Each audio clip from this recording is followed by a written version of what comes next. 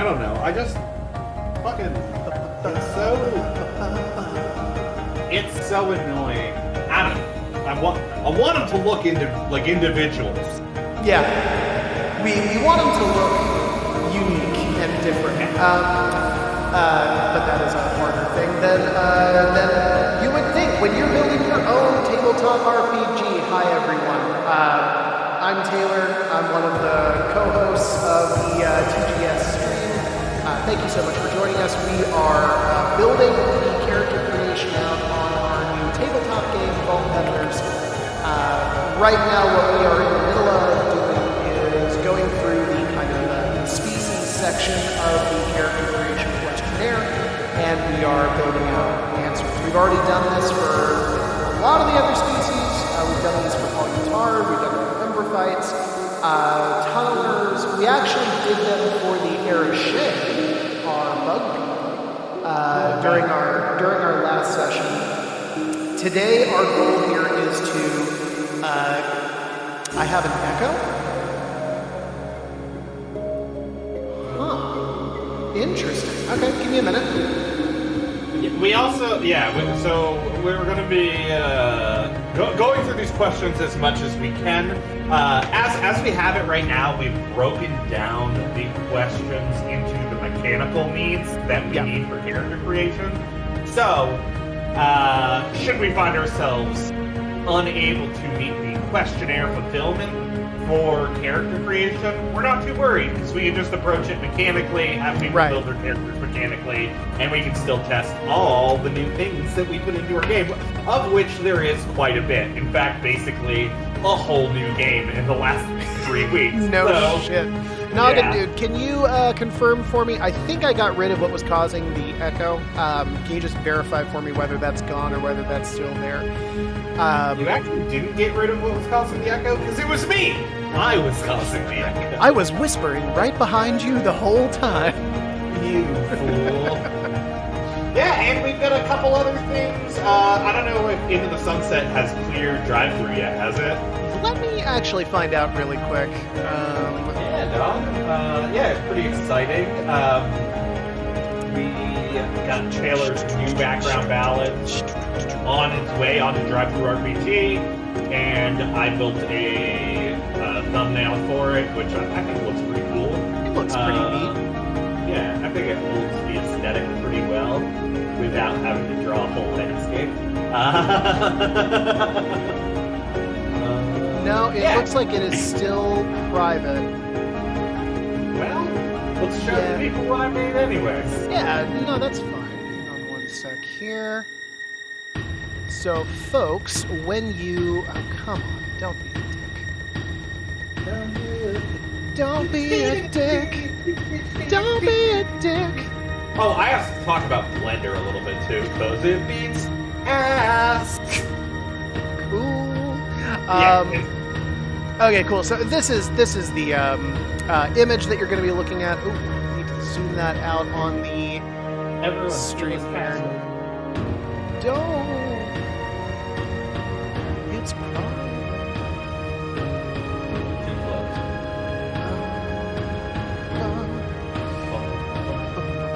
Okay, and Taylor's resizing things. Resizing things. Yeah, I hate it. Everyone does. So anyways, this is the icon you're going to be looking for when it does go... Okay, Noggin Dude, thank you so much. This is the icon you're going to be looking at when you find Into the Sunset, whenever it does go fucking public.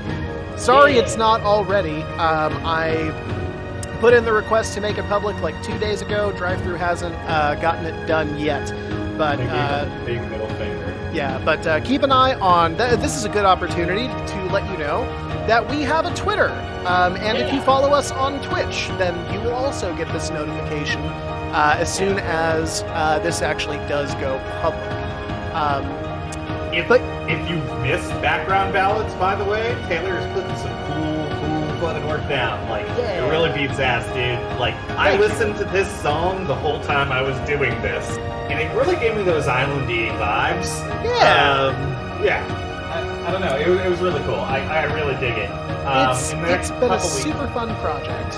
Yeah, kick ass at it. Thank you. But yeah, so for those of you who aren't familiar with this stream, our general gist of what we do every week is we spend our time building out our new game, Vault Peddlers, of which we're doing character creation right now.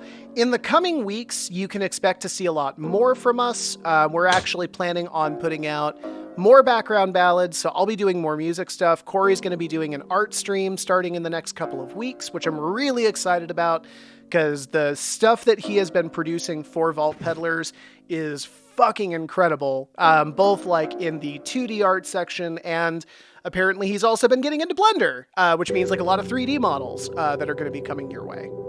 I've been getting back into Blender. I was like pretty I was burgeoning into it back in like 2.83, something like that, and like I was doing some tutorials and kind of building my own shit and enjoying it quite a bit. Blender's like super approachable. It's all open source, which is really cool. I'm a huge fan of open source things, so and it's like super powerful. Blender's been out for like 20 years. And it's sort of an all-in-one 3D program, and I think it was very cute initially to people in the industry, and now it's sort of gotten to the point where people are like, whoa. Oh, this is much more powerful than I thought. Right, and like it's still not industry standard. Obviously, there's pipelines involved with 3D that like are kind of saturated with Maya and ZBrush and things like that, but it is definitely making some huge progress, and it makes 3D really accessible for you or I, because I can download Blender and do it. But they, a couple of months ago, half a year ago, I think they released version 3.0, which was a huge update, and I've been reassociating myself with that, and it's, man, like, beyond the fact that the principled shader of Blender is, like, the same shader that Disney uses for all their 3D projects. Really? Which is, it's fucking holy out of shit, control. that's crazy. Yeah, it's crazy. And it's really cool because they have this thing called material nodes, which is, like, underneath your object, you can, like, have these nodes, which are basically, like, modifiers that you can throw on material, and you can, like, hook them up to each other, and it will math out weird shit and do cool stuff to it. And it's really cool for rendering things. However, in 3.0, Blender has moved that into something called geometry node. Yeah. So, whereas material nodes affect what you see in a render, geometry nodes affect actual geometry. So it changes the wireframe and the model based on these modifiers that you're putting on, which means that you can procedurally generate 3D architecture on something. So, as examples, I saw somebody made like an apartment building, and they had set up geometry nodes in a pretty robust way, named everything, and then as you scaled on the side, the different sizes of the apartment, if you wanted it 2-story, 3-story, if you wanted it like, so many square feet, it would build out the apartment building procedurally, putting in windows, light fixtures, everything. What the fuck? Or like I saw somebody build like a statue, and they modeled an icicle, and then you could procedurally generate ice growing over this sculpture, and that's actual geometry. So I could take that and 3D print that if I wanted to, and it would be different every time based on like how I'm entering things. Super out of control, powerful, wild, holy shit! It's nuts. It is hard to overstate how incredible the tool is. Fuck yeah, that's tight as hell. On the topic of... I was gonna say, just before we leave this topic, I gotta know, like, was it something that was made by the people who made like the bigger like pipeline stuff, or no, it's just totally open source?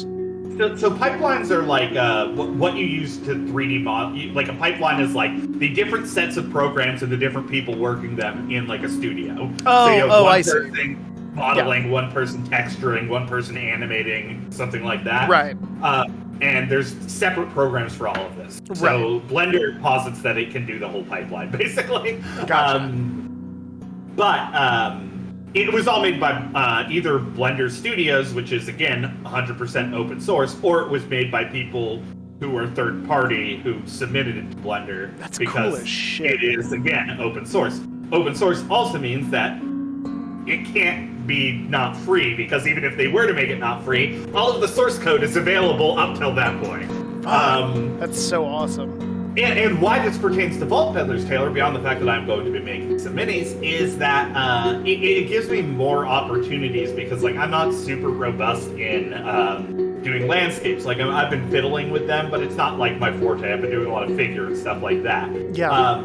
But I can build out scenes in like a 3D scene of a landscape, and take a picture of that render, and then bring that render into Photoshop and add all kinds of effects that I want to it, and we can use that in our book, and it will be completely made by us, and it will look like cool 2D art.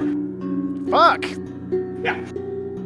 Look at this is why Corey handles the art shit, because I would literally just give you like some Sharpie on white paper and be like, here you go. It's good. Hope you enjoy. Don't mind the smudge marks. That being said, let's move on to the Okay. So, goal for today's stream, we have 2 species left that don't really have a lot on their species questionnaire. If we don't get anything else done with like the personalized answers, because obviously when Vault Peddlers 1E like comes out, I want personalized answers for every question we have on here. But for the playtest that we're going to be doing in the next couple of weeks, I want to have the species ones done. So let's knock out builders, let's knock out humans, and then from there we can go as far as we want, right? Okay, cool. Yeah. All right, cool. And just to fill everyone in on the questionnaire is basically our version of character creation. Yeah. It's a set of questions that you answer about your character, and it gives you some mechanical effects, and, you know, then you've got a character to play with a history in the world. And that's, like, one thing that is very important to us, because the setting is of our own creation, so telling people on it is going to be important. Yeah, absolutely. We found from some of the games that we're playing in our personal games that having like a really narratively heavy character creation is a really great tool when you are going up against having like a setting that people maybe aren't totally familiar with. Sure. L5R does this, and it's a phenomenal tool to like get yourself accustomed to like Rokugan, and Cyberpunk does this, and it's a really good way to get yourself used to like what Night City is and what Night City is about. So we've well, particularly after our last play test, we've decided to really lean into this as a as kind of a tool for narratively helping you build your character, but also helping you understand this world. Which brings us to the builders, because as you can see, we have these answers right now that you can tell we kind of just got tired. You're in a breach vent somewhere. You're in a vault.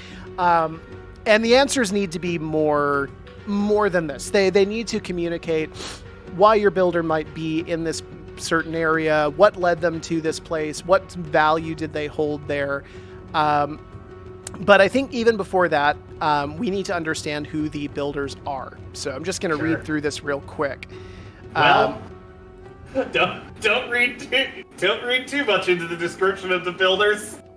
Oh, right, yeah, because you're redoing them next, right? Yeah. Let's just talk about it basically. They're the progenial line of the first Xenos that arrived in the post-collapse world. So that much is still true. The builders were. I mean, as we've sort of worked it out, there is a ship that went down in the collapse by Vigil.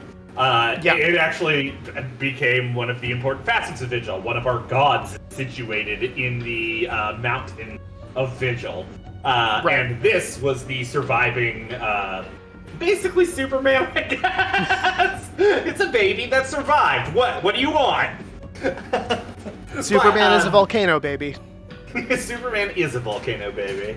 And like, it's huge, right? So the ship was fucking huge. And these builders they think very highly of their position in the world because it's been a long, long time, and they've evolved with Eva as well. So they're not even the same as what came down. But No.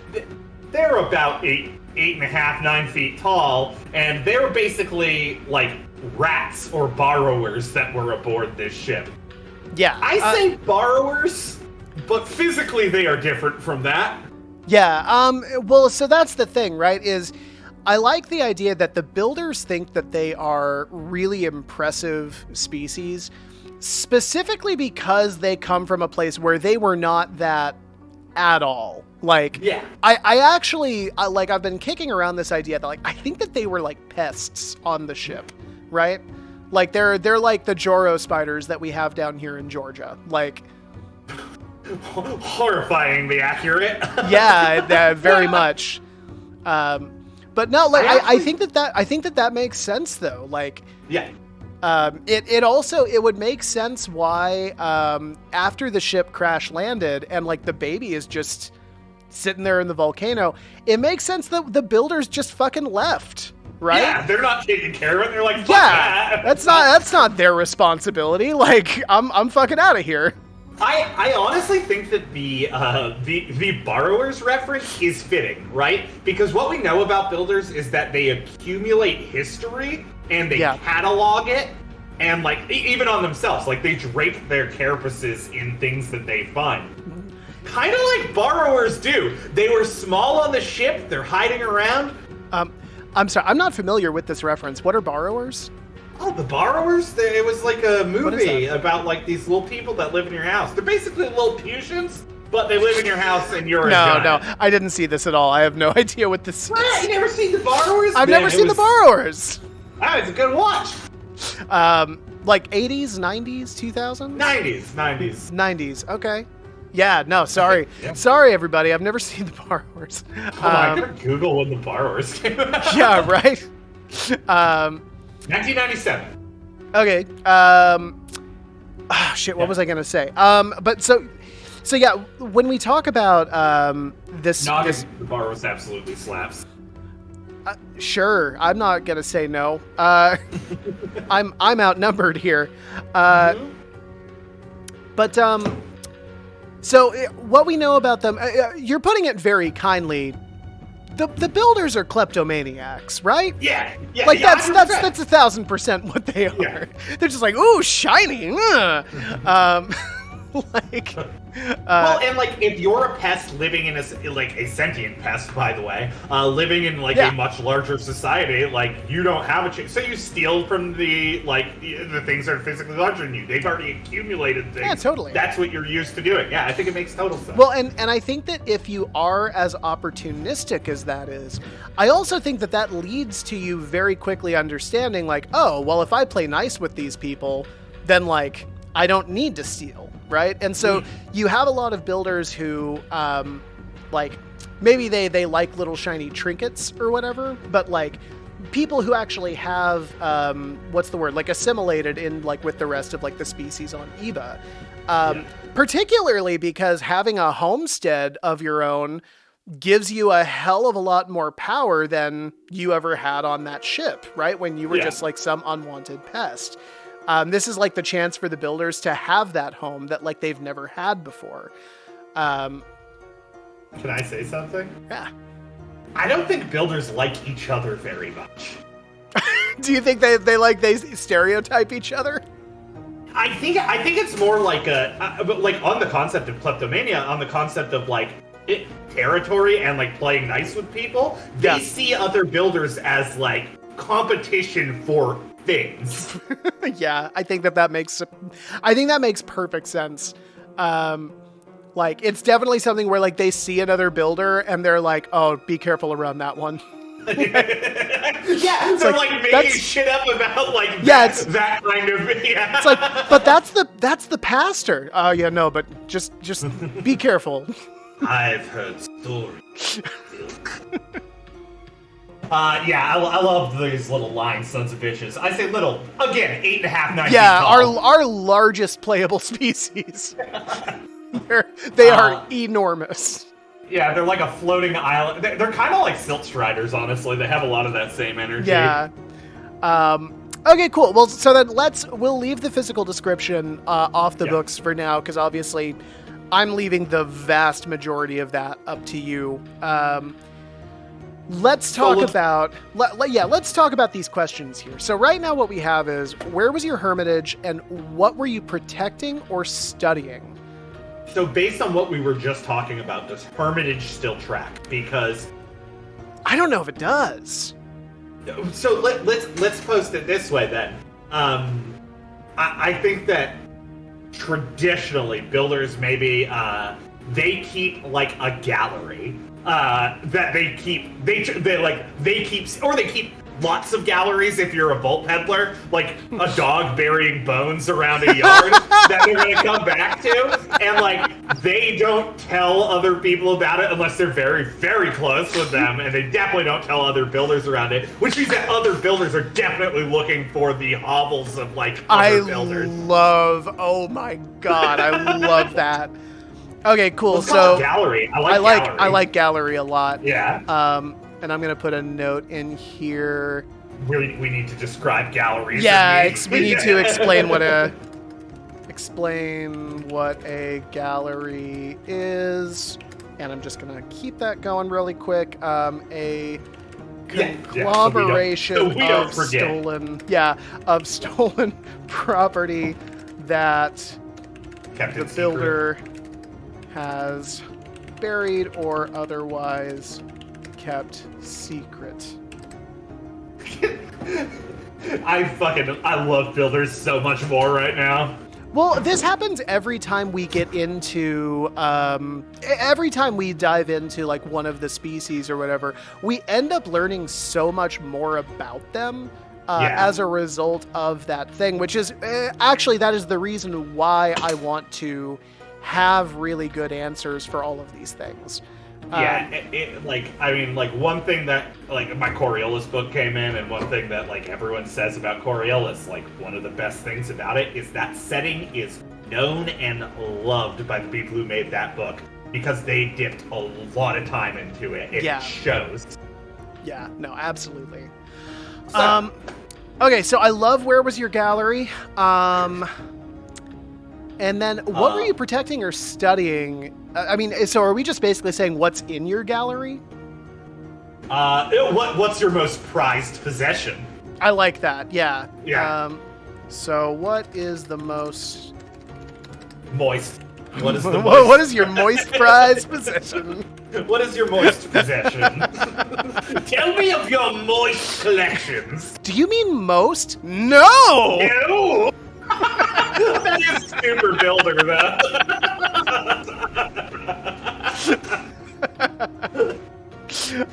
Okay. Look on my work, see mighty in despair. That's a human heart. Yes. That's a human heart. Found it. That's a human heart next to a pickle jar. Mm-hmm. I found it, they're mine. See my damn pile of jewels. Just the fucking, like those terrible appendages, picking them up and draping them on itself. This is giving the Little Mermaid like a whole new context for me. Ariel is a builder. If we can edit that in.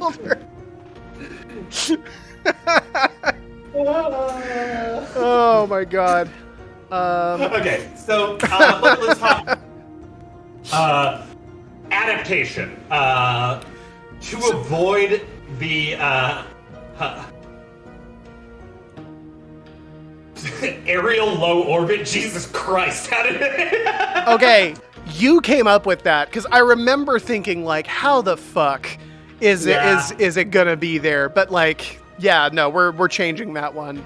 Yeah, that one's gonna go. Yeah. In a vault probably has to go because in a vault is so vague too. Yeah. Coastal Hermitage's Quick Reef is a breach vent, by the way. Like, right? Yeah, that is definitely true. We're starting off strong. Well, breach vent. So we actually might want to keep this description because breach vent, that would describe like actually under the water, right? I actually think it was the other way. Breach vents were Oh no. Okay. Well, yeah. Let's do it that way then. 'Cause Yeah, then we yeah. can do. Yeah. Under the sea, baby, it's better. Moistules are wetter. Take it from me. God damn it. Don't take them from me.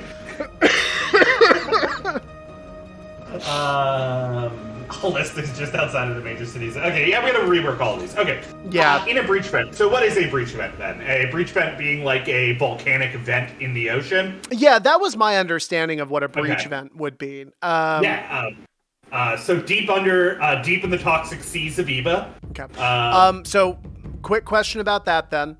Are we drawing a line about builders that they can breathe underwater? So here's the thing. I think that we have enough tech in this world where anyone could reasonably make that progression into the water. Okay. We are putting this under adaptation. I don't think we need to clarify whether or not you can breathe underwater, because I think how you flavor your response to the question is going to flavor that. My issue with it is that there are 5 potential answers here. And if we are saying that up to 20%, like a common hiding place, so much that like it would account for 20% of the answers that somebody would give is under the ocean, under the sea, then that motherfucker's got to breathe water. Right? I think it can or it cannot. I don't think we have to clarify that, is what I'm saying. Okay. Because there are other ways down. Okay. Then yeah, we'll go ahead and... Oh, sorry, go ahead.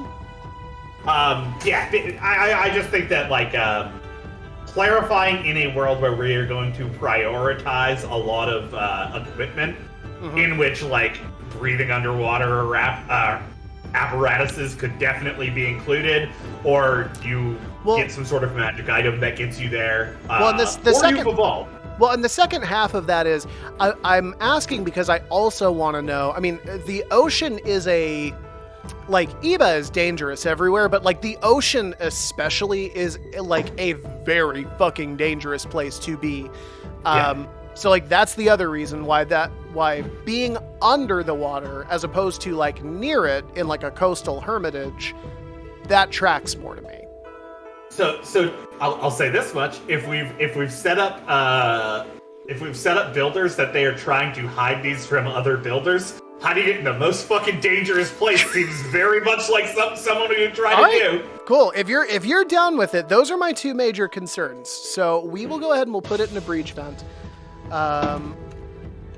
So I'm picturing breach vent being like a volcanic heat vent, right? In the poison seas of Eva. Yeah, volcanic breach vent, deep under seas of Eva. How about I'm gonna do this, in the outskirts of a... That way, we don't have to say that they can stand volcanic, they can live in magma. Well, okay, hang on, man. You were just going on about, we don't have to clarify about, they can breathe underwater. Yeah. Sure. I don't know, I just feel like fire damage is something we're gonna have to take into account. Fair. Yeah. So, let's see here. My only thing here is that this answer and justification might be better suited for obfuscation. Right? The whole point is you're trying to make it hard to get to. Sure, yeah, put it down there. Although, I don't know, well, the only other thing I might say is obfuscation might be somewhere hidden in plain sight. Yeah, I kind of like that. Okay. Within a city. Okay. Hidden in sight. Most commonly, how about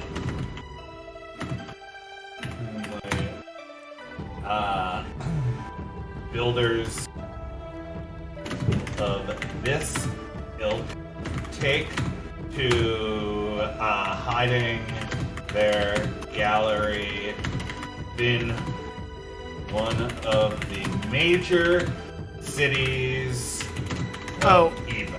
hang on, we got to stop because Too Much Time X has brought up a really good question here.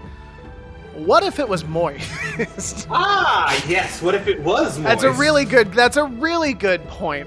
Welcome, by the way, Too Much Time. Welcome. Very nice to have you with us. So, for everyone just joining us, we are.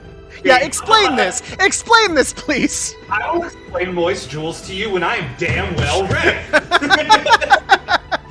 We are working on Vault Peddlers, which is a TTRPG we've been working on for the better half of a year now.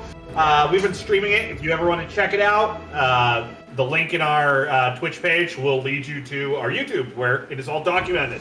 Right now, we are building out character creation, so this is like our own stock setting that is pretty indicative of the game that we're creating. You can't really divorce the two. So the character creation is a questionnaire in which you are familiarizing the player with the setting as well as giving them an opportunity to feel out narratively who they are. On a related note, love the question. Keep giving us more. If you have things or suggestions that you think might fit for this particular questionnaire, we love to hear it. One of the coolest things we get to do in this is like interact with the community in general. We found that a lot of the people who tune into our stream are game creators themselves. So we love getting your thoughts on shit.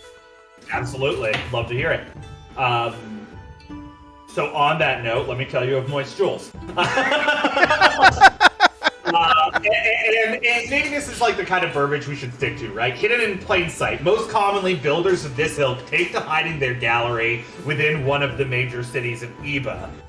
So maybe we could place Anastasia in the poisoned seas. So how about in the poisoned seas of Iba?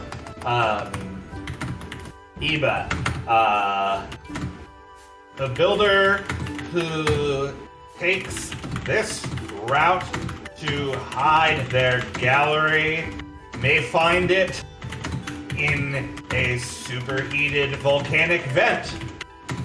What do you call it when like water in a river goes under a branch and like creates that suction? Like a weir. Oh, okay, yeah. Within a weir's current, locked in some old world fantastic machinery. Maybe just like locked in some old world shipwreck or something like that. An old world. I feel like keeping it like a lot of flavor, but having these like sort of vague answers is probably the best route to do it, right? Kind of giving suggestions, but not saying you have to do this. Yeah. I like that approach really well, yeah. Which probably means we have to relook at some things, but... Well, I mean, we don't need to redo all of them just yet. I mean, that's just that's a good strategy moving forward. Yeah. Okay, so Clockwork.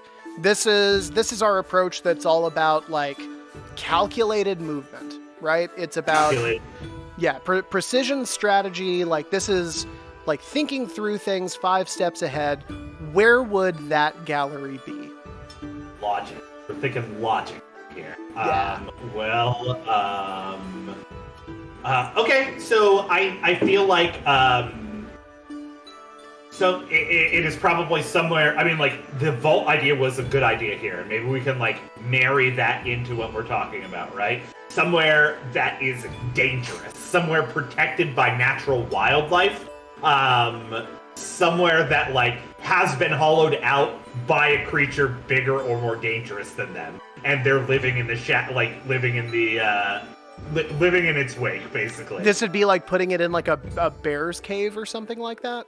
Yeah, essentially that, right? It would track with what they were doing before, their history. Okay. And I feel like it's pretty logical. It'd have to be a big animal. I'm trying to figure out a way to kind of have my cake and eat it too, where like, I like to think that security systems exist in EBA outside of the realm of just the vaults, right? Sure. I think natural security systems probably have evolved. Well, so my mind immediately went to Pettycoin and how dangerous it is. Like, the idea that you have some kind of a dead man switch set up with like a dead man switch that's like set up with like Pettycoin that are like they'll go off or something like that. But also that doesn't explain where it is, because something like that could be anywhere. So I think Clockwork then. I like what you said. Let's go with like the nest or hive of like a dangerous animal life, where natural dangers have already been established. This is whether that be the mutated and aggressive life that now resides in EBA, or with old world security tech now long past its maintenance date.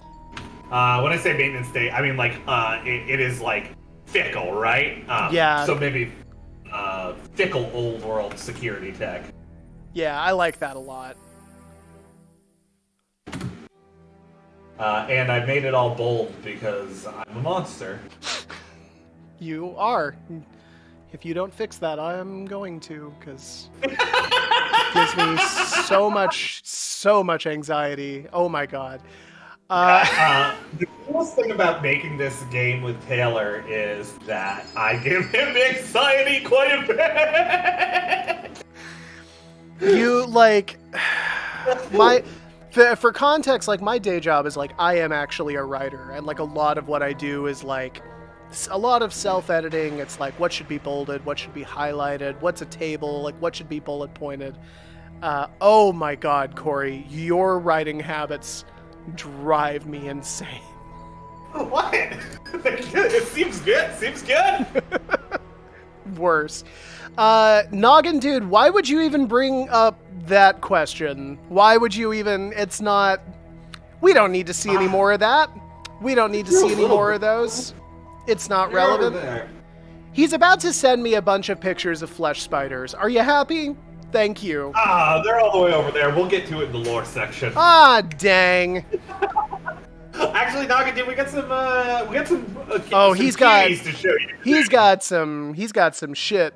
And I've been thinking a lot about how all the species of EVA fuck. I wish I could tell you he's joking. I've been sending Taylor a lot of messages. Yeah, well, the thing is, you haven't been sending me a lot of messages. You've sent me like 3 messages, and they've said, I think I know how the Ember fights fuck. And then the next one is, I think I know how the Paul Utar fuck. And then it's, I think I know how the Tunnelers fuck. So I know that you've been thinking a lot about this, but I don't know what the answers to any of these things are. Keeping it vague, like to keep you guessing. Yeah.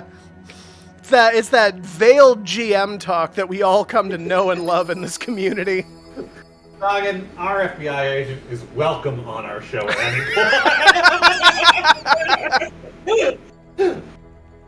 Okay, so here's the thing. You have a fan. Too Much Timex is all about this, apparently. We're glad to have you with us. So he needs a fan. He needs a fan with him. Who wants to know how these creatures fuck? Look on my works, ye mighty, and despair. I am Ozzy Randius. Fucking good. Look upon my works, ye mighty.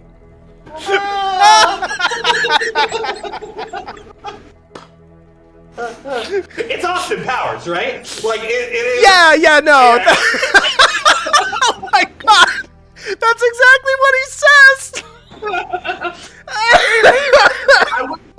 The amount of money I would pay to have Mike Myers read Ozymandias in the Michael Myers voice, in the Austin Powers voice, Oh my god, cannot be quantified. I almost threw up. That's cool. This is cool. That's tight. Let me give my blood. Too much comics. Let me give my blood. We are actually going to get to fucking in a bit. We're just We gonna actually try are. and knock out It's going to be the tail end of this stream. And now I'm terrified. It's actually sweeter than you'd think. Oh, there's a lot of romance in Eva, is there? In a tenderness. Okay. Oh my god. Let's talk. I don't think ferocity works anymore then. No, I don't actually know how that fit ferocity in the first place. And So I don't what think holistic does either. Yeah. Ferocity, I feel like honestly, you keep it open and you contest with other builders for the claim of it. oh, okay, so it's like a come and take it motherfucker kind of thing. Like, just straight up, we start with the word advertised. Ooh, fuck, okay. Yeah, I actually like that a lot. A builder of this nature does not hide their collection. They welcome viewers with open arms and a readied weapon. Open arms and armed opens. I don't know. I was trying to flip it. I couldn't. I couldn't flip it. Open carried arms. With open arms and a ready. Builders are big on Second Amendment. They're big 2A guys.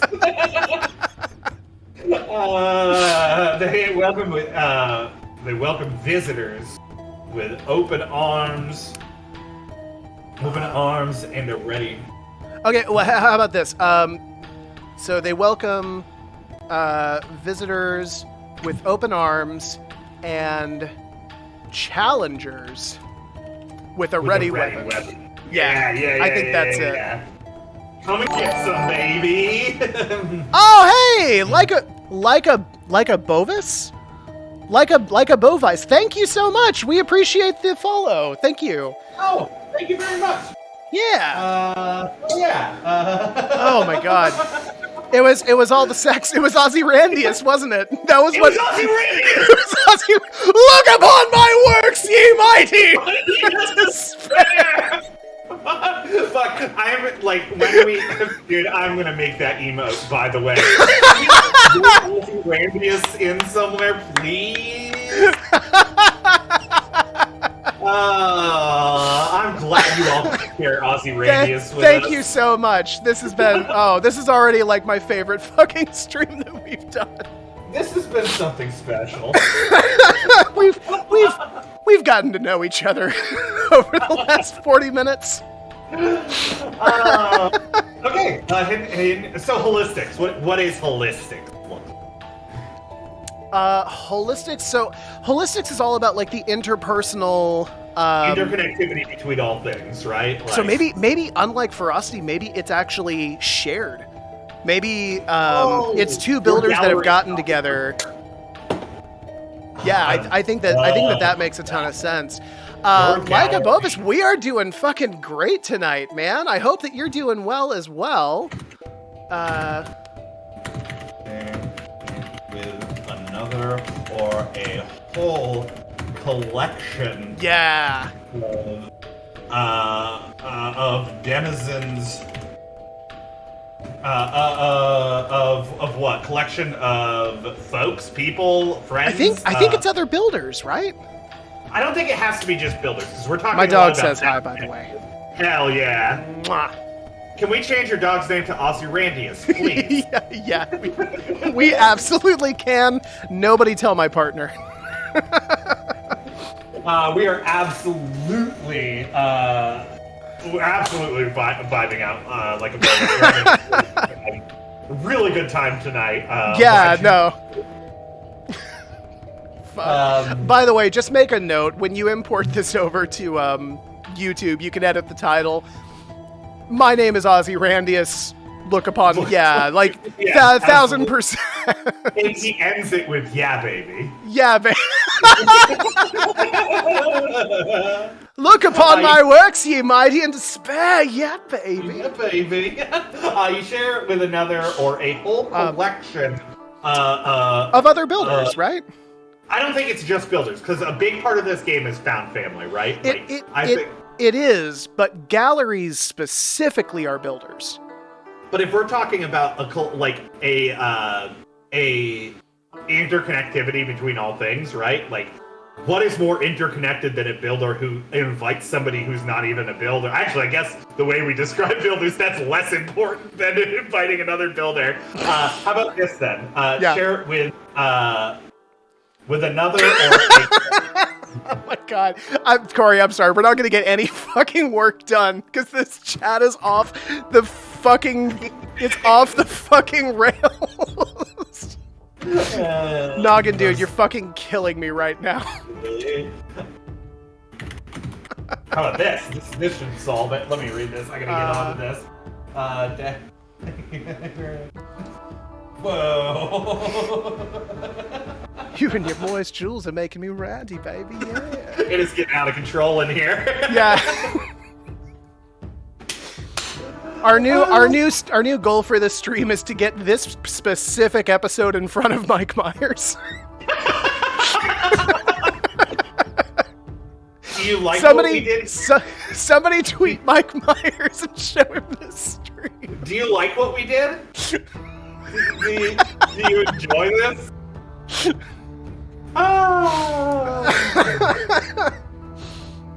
Okay, so here's the thing, Taylor. I think we can probably keep our answers shorter than we've had them in the past. Yeah, Actually, no. They're not long. Well, I mean, they're not long, but they're also not as short as they were. Like, that actually works really well. Yeah. So, yeah. Oh, my God, Leica Bovis, you are a fucking angel. Thank you so much. We appreciate it. Like a rainbow. Yeah, no, we've been working up to get to affiliate status like fucking crazy the last couple of weeks. Oh, yeah, thank you. Yeah, so we really appreciate it. Thank you so much. It's just so I can make just like totally unhinged emotes. That's the only reason. I don't care about anything else. I just want to be able to flood people's streams with the weirdest fucking emotes. Yeah, by the way, fuck all of your other artwork. You need to draw Ozyrandius now. I'm gonna just hide him in all of the art I do from now on. It's like a Where's Waldo, but like way sexier. Yeah. A lot about fucking in this episode. A lot about fucking. A whole episode 49. A whole lot about fucking. For sure. Okay. So let's talk real quick about our second question. Most prized possession. Yeah. Do we have the second question on everything else? We do. Built? Oh, dope. Okay, cool. A manifest of high value new world context, great weapon of antiquity, a disaffected AI, records, can it be, let's look at our breakdown real quick on, what we're doing mechanically with these questions. Oh, okay, yeah, hang on for me one sec. Oh my god, somebody, okay, Lego Bovis, please tag Mike Myers in this. If I don't do anything else with my life, just get him to watch this, please. So we have here are the questions. We have 3 improvement questions. Wait, did we finish all these, Taylor? I feel like we're missing some. What do you mean? We've got for all of these we have 2 questions and they're all built out. No, I'm talking. If you go to character creation resources at the bottom there. Yeah, very bottom. Okay, one sec. Okay. So we have broken down what made you choose Volt Pedaling. What is your relationship with your current community? I feel like we had these all worked out last time, and now there's only 6 of them. It's because I took the 3 that we were bringing on to, or I took the 2 that we were bringing on to Species. Or is it 3? Hang on one sec.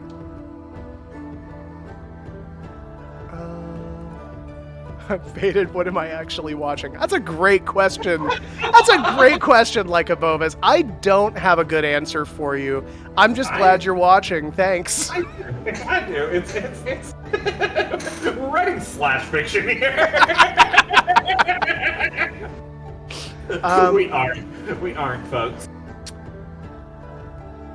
So my answer is this. I want to make sure that, like, what is your most valued possession? We have to clarify, because this notably is not our item question, that this item is for gout is out of control in there. Don't. I'm gonna try to maintain. I'm very curious. I'm super curious. I love the community.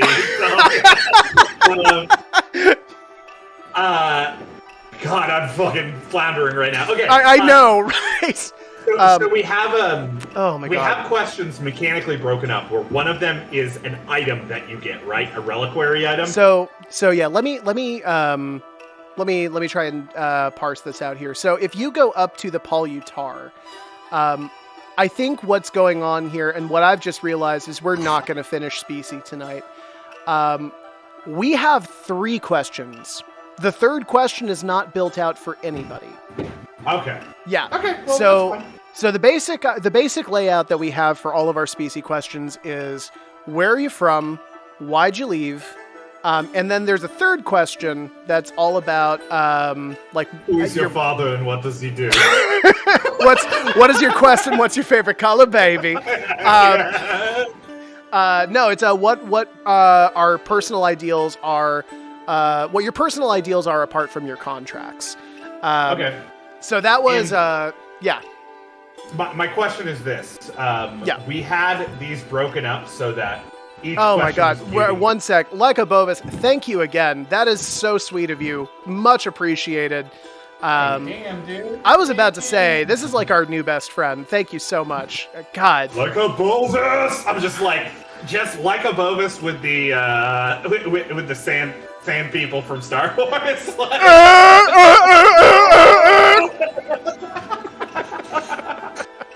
So into it. Okay, I just want to make sure. I guess we actually already covered this. You have them broken down by what they're answering. I just want to make sure that the question is associated with the skill or approach or item or whatever that they're getting from it. Which I guess we already do. What's the 3rd question? 3rd question is what are your personal ideals apart from contracts? And what does that address? Does that address approach or skill? I don't remember. This is what I was worried about when we broke them down, actually. Yeah, I should have kept the whole list. Yeah. Oh, but you know what? Hang on one second. We can just do a little count. No, I can do the version history. Give me a minute, and I will go back to the version that we had last week. It's approach, by the way. It is. You know that it is? Yeah, because we have the questions: 3 improvements on approaches, 5 improvements on skills, and a reliquary item. Right down here, we have 4 skills, 1 approach, and an item. We have 1 approach up there, 1 skill up there, so it has to be an approach. Okay, cool. Then never mind. Hang on one second. Which I just want to clarify for the builders specifically, because we have the what's your most prized possession. It has to be what is your most prized gallery possession. Notably, these items have to stay in your gallery. You would not risk them. Oh, that's a good point. Yeah. Huh. Because otherwise it's an item, right? Right. Okay. Well then maybe the simplest answer is we don't ask for the most prized possession. Maybe we just ask what is your most valuable possession generally, not in your gallery. I mean, oh well, no, because then we get back into it. This is supposed to address a skill, not a. So in other words, what we're getting is that this just can't go on here at all. It can be. It's just we have to clarify, or we can save it for what is your most prized possession. But we can keep it. It just has to be what is your most prized gallery possession, and we need to clarify that gallery possessions are significant to the identity of a builder. They are not things that you would risk in the wider world. Okay. 1 second here. Hey, thank you, Lycobobus. I hope we do too. I'm very excited too. I'm gonna do a little jig when we hit affiliate. I will do a jig on chat. You heard it here first. Okay, cool. Then we'll go with that. Do you think we need to flesh out these wait, Noggin Dude, what? We hit affiliate? Oh, I thought there were other things we needed to do. I thought we had to fill out paperwork or some shit. I thought we had to submit a form. Oh, okay, we do have to do it. Okay. Well, no, I asked if we hit it and he said yes. All right, then. All right.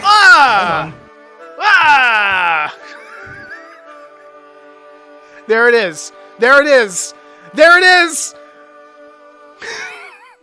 Fuck. There we go. Promise fulfilled.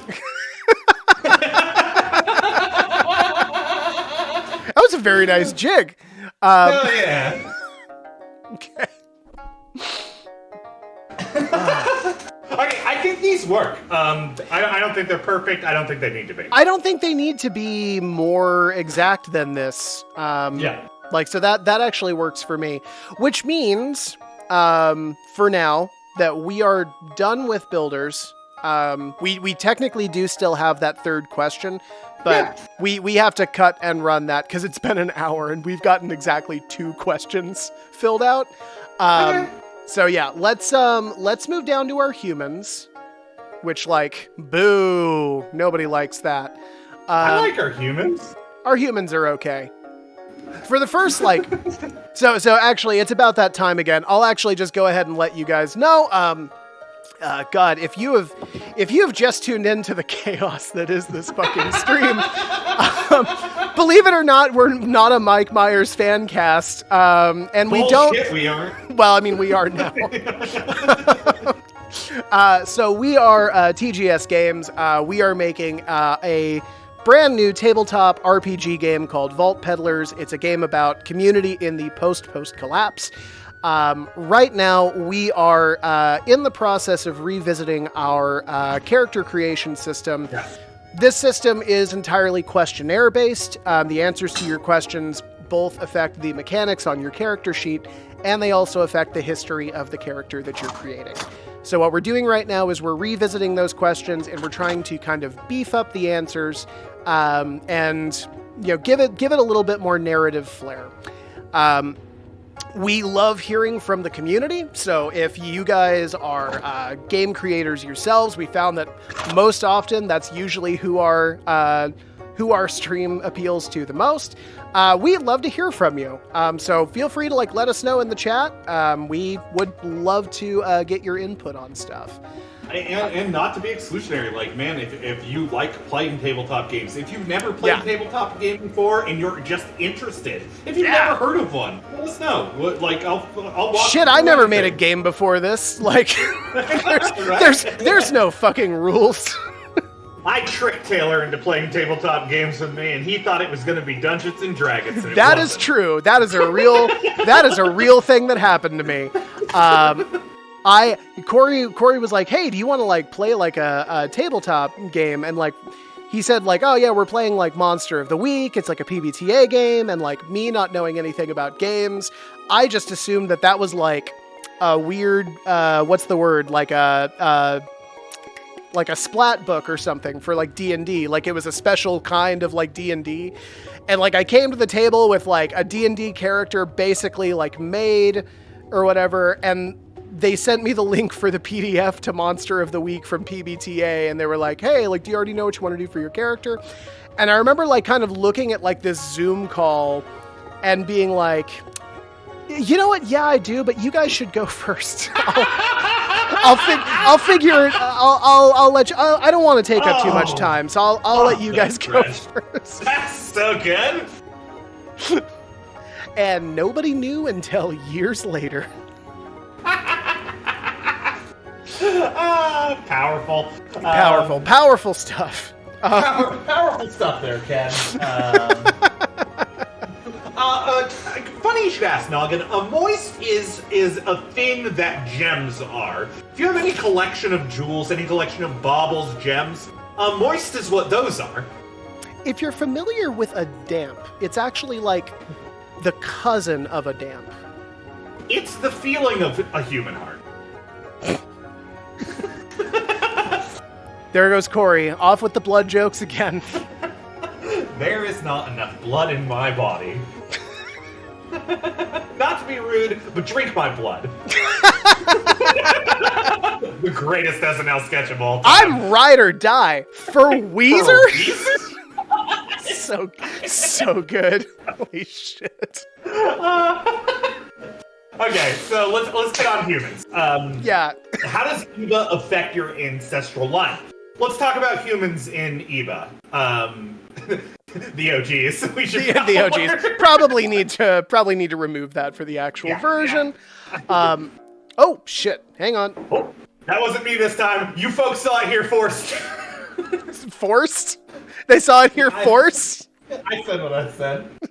Yeah, you did. That's correct, buddy. Okay, humans are the original inhabitants of EVA. Well, you go on. You explain, because they're a little funky. Yeah, so I'll read this and just... Humans were the original inhabitants of EVA, but only the worst of them will be quick to remind you of it. For the vast majority of them, humans have made good on working with other species to ensure their survival and the development of larger cities. If anything, they pride themselves on being survivors, having made it through collapse and come out relatively clean on the other side. They appear as 21st century Earth humans, but often have uniquely colored skin, eyes, hair, nails, teeth, sometimes metal appendages or cogs and gears due to the influence of star shatter and creatronics on their biological systems. So this was kind of the compromise that Corey and I came to when we realized that we sort of have to have humans in this game. I still hold we didn't need to have them at all, but we decided, we compromised and said, okay, fine, if we're gonna have humans in this game, they need to look fucking weird. They can't just be regular people.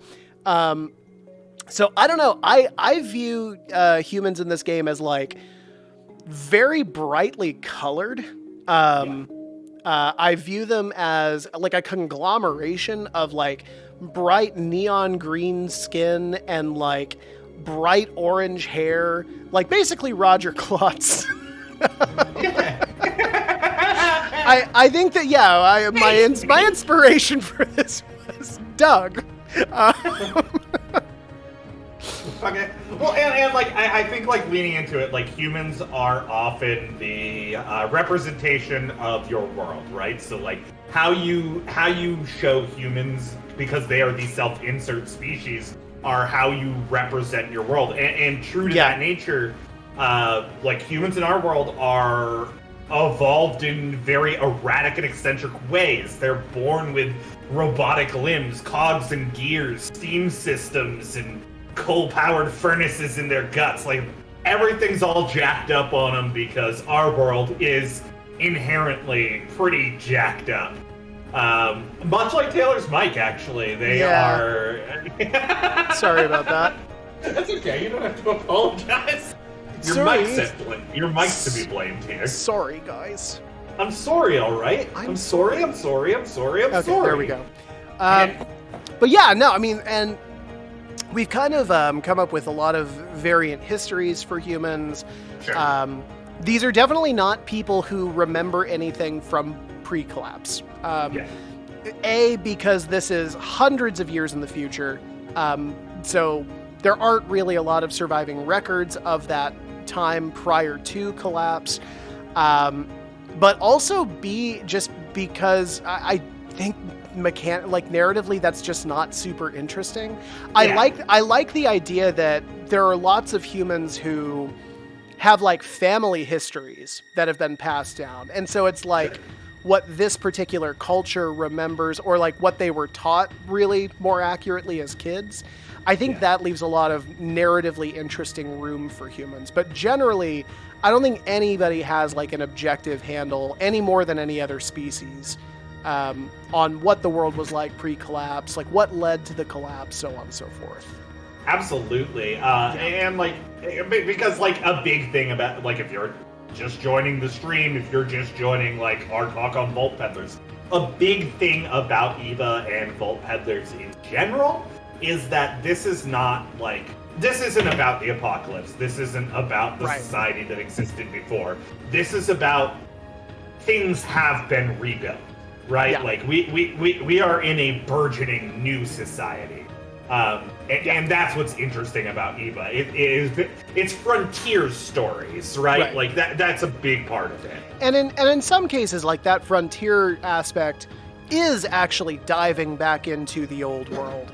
Sure. And I think that like that kind of like exploration, I mean, shit, I was a history teacher for 5 years. I got my master's degree in history. Obviously, I think knowing shit about like how the world used to be is fucking cool. I just didn't like the idea of giving any species like a natural up over anybody else on it. Yeah. Like, doesn't matter who your dad was, Derek. Nerd alert. Yeah, also Nerd alert. Like, oh my god. Look at this guy with his fancy degree. Okay, so academic prowess. How does Eva affect your ancestral line, and what pushed you out of your community? I like the second one. I still don't love ancestral line as like a thing. Sure. Yeah. Let's get rid of it then. Yeah. I mean, the basis for all of the other questions have been, where are you from and why'd you leave? And we have why'd you leave here. But maybe where does your lineage hail from?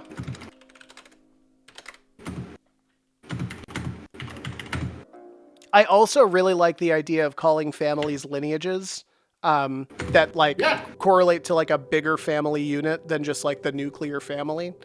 Which I think tracks for our world 100%. Yeah, very much. If we're all about like found family in this game, then I think lineage is a more appropriate term. Formation. I went ahead and did clockwork. Oh my god! Hey, we like to party 46. Thank you so much. We appreciate the follow. My god, that's two. I like to party 46. I like to party 48. Fuck! No, thank you very much for the follow. Thank you. We appreciate it. I distracted Taylor so I could say thank you. I just wanted to do it once. So yeah, I went ahead and did clockwork, metal appendages, cogs, gears, old world tech, steam or battery systems, whatever it is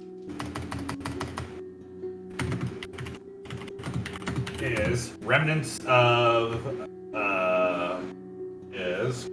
remnants of it have affected and worked their way into the formation of your body. Okay. So, if that's the case,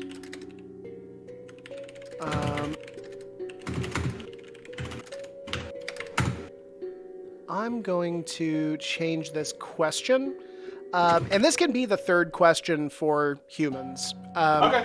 I do think we need to have a question here about where your lineage is actually from. Okay. And that leads into the third question, which is what pushed you out of it. Okay.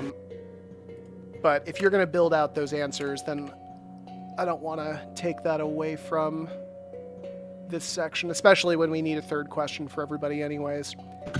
So just make sure that we are doing, it's 2 approaches in 1 skill, right? That's what we got to have.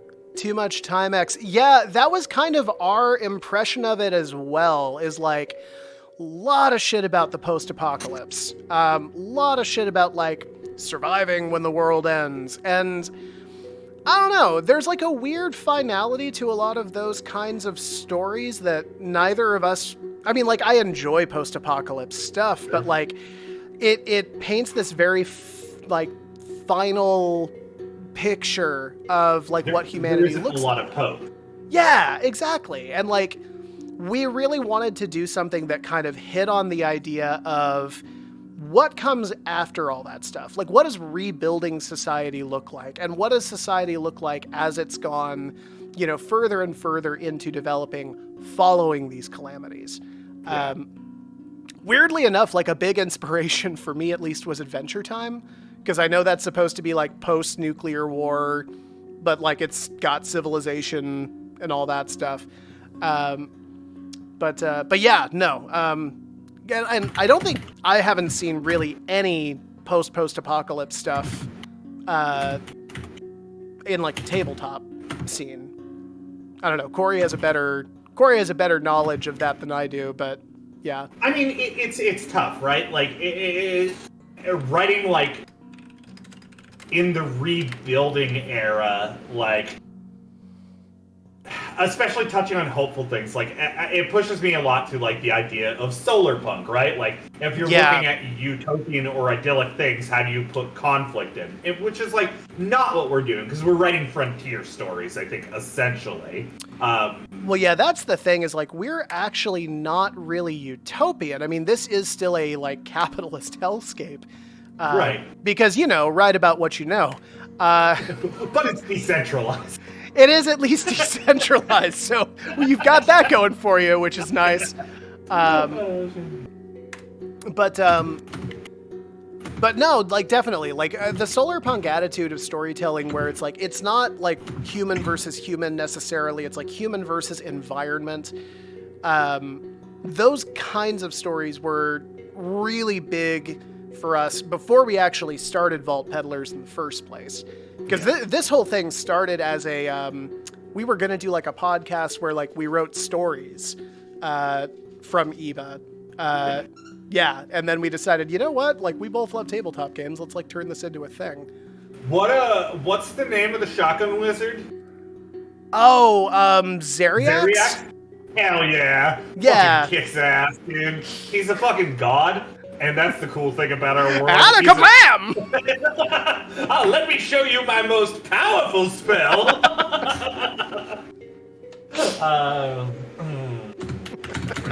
Really hardened carapace. Whatever it is, you show a distinct similarity to some of the more unsavory elements of our wild world. Can you write all the answers in this voice? Yes! Yes! Why do you talk like that? Because I had a stroke!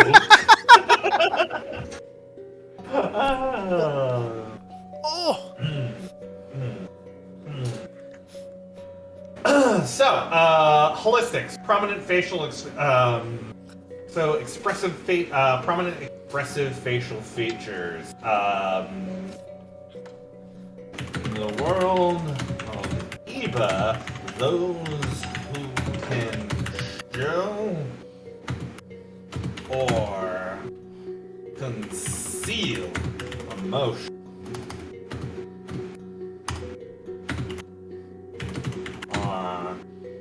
Often has an advantage. You are the best of this regard. Your ability to express is heightened at a very structural level. Whatever those features may be, people notice. Hell yeah, dude, I'm on a roll. I was about to say, you're taking this whole section by yourself. I'm not doing shit. I'm over here playing with my dog.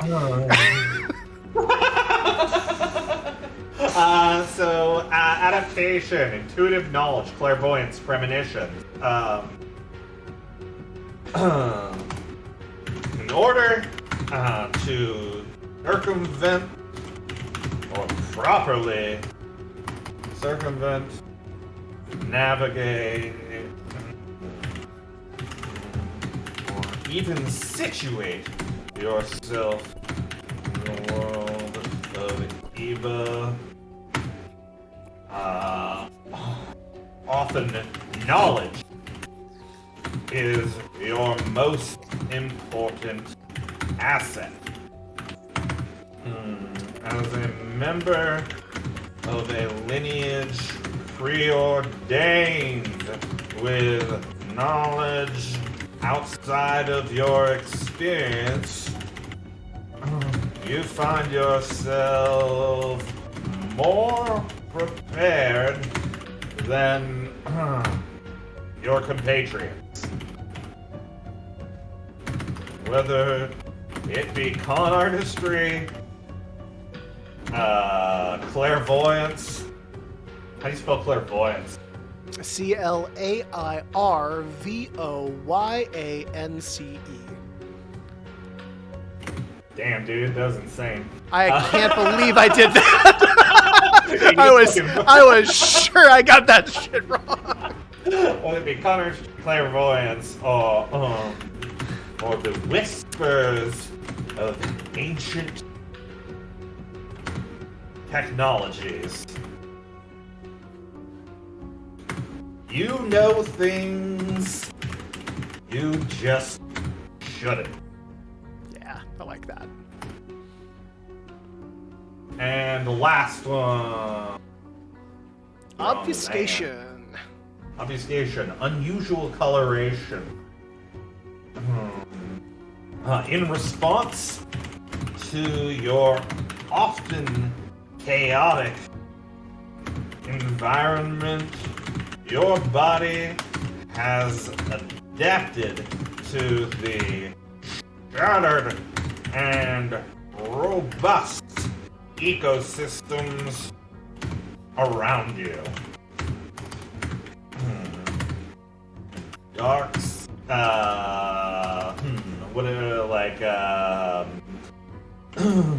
whether it be the color of the nefarious wick reef, the deep. What's the forest that the Embrophytes are from outside of Orod?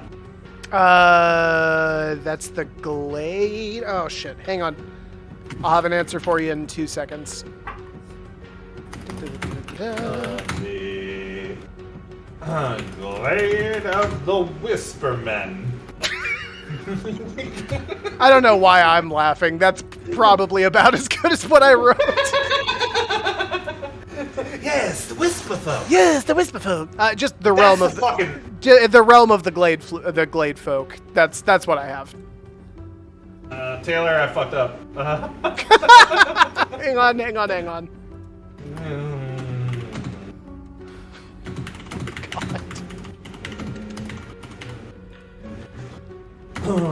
The untamed and poisoned waters of the coast. you find yourself perfectly adapted to camouflage into the surroundings that bore you and your lineage. Yes! Fuck. I crushed it. Yeah, can I just say, this has been my favorite section to write. I've had a great time here. This has been very nice. For real though, dude, holy shit. Like, I didn't do any of this. It's a little purple, but yeah. Yeah, no, I'm very, like, you did a great job. God damn. Hell yeah. Hell yeah. Okay, cool. So yeah, navigate, knowledge, chronology, clairvoyance, whispers, ancient technologies. Yeah, clairvoyance. That's what a master's degree in history will do for you, by the way, is if you ever need to spell clairvoyance. Two-thirds of an English degree didn't do it for me. So. Yeah, that's where they get you. You got to get that last third.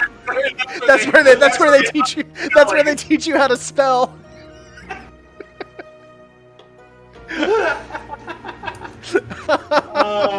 So let's vague this last one up. You're accused of theft from something.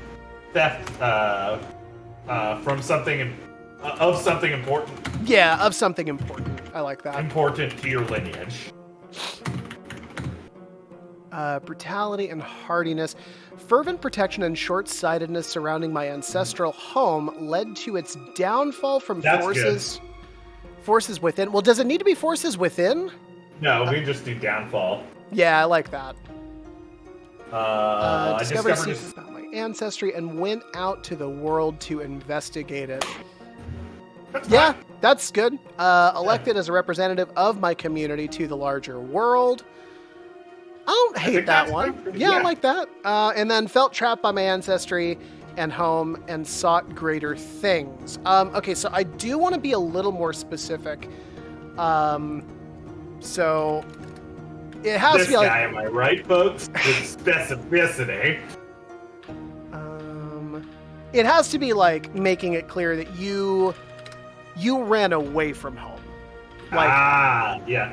Yeah, it wasn't like discovered like something about my ancestry, or like I was elected as like a representative. Like, I left on my own, like no reason. I just didn't want to be there anymore. You ran away from home to break into the world for your own purposes?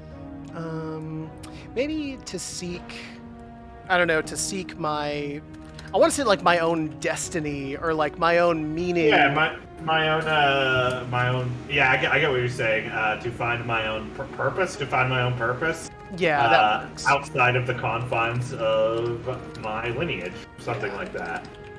Okay, cool. Yeah, I think that works. Ooh, I like path. Yeah. Okay, cool. Oh, yeah. Do path.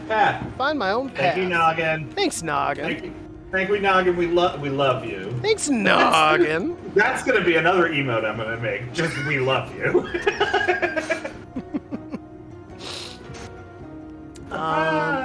Okay, well, shit. We are actually kind of on track. I can't believe it. So for each of these species, we actually have a third question that we have to do. I don't think we should. We're too late in the stream right now to, I think, do that. So let's actually push out into not actually changing anything in Caravan, but let's set up a roadmap for what we're going to do with the Caravan next week. Does that make sense? Yeah. And then we'll do a break, and then we'll dive into lore. So on that topic, like let's for anyone like just joining us. Vault Peddlers is a game system that we have been working on for, I don't know, over a year now. It is a game about finding community in the post collapse. Things are kind of rough still, but they're mostly built up. Or at least in specific places, they're mostly built up. There's a large frontier in this world. And that is like a lot of what the stories are about. So it's a game of mercantilism, wit, and bad people is how I like to pitch it. Because you are a community of people who are generally not considered the best people because you are going to sites of antiquity and robbing them. And a lot of that robbing goes to help the larger society, but also it damages things, awakens old tech and resources. Like, it belongs in a museum, and you are the people who aren't putting it there. But a big part of that, and a big part of what we do here is trying to separate our game from a lot of other games with, I think, the community building aspects of it. Yeah. This game, it posits that your community, your caravan, is just as important as your character. So we have a whole sheet for this. And this is like how you deal with the wider world. It's how you contract jobs. It's how you develop your meta currency. It is how you it's how you interact with things together. Yeah. So that is what this is very much a blue collar tabletop. Yeah. Yeah, I think that's like a really good way of describing it. So like narratively, I think it's important to understand what the caravan actually is. Yeah. As these kind of Indiana Jones types, you and your crew live on basically what is a caravan. It is a conglomeration of vehicles that travels the world of Eba, basically working off of contracts from interested parties, wealthy individuals, whether it's provincial governments, private collectors, whatever.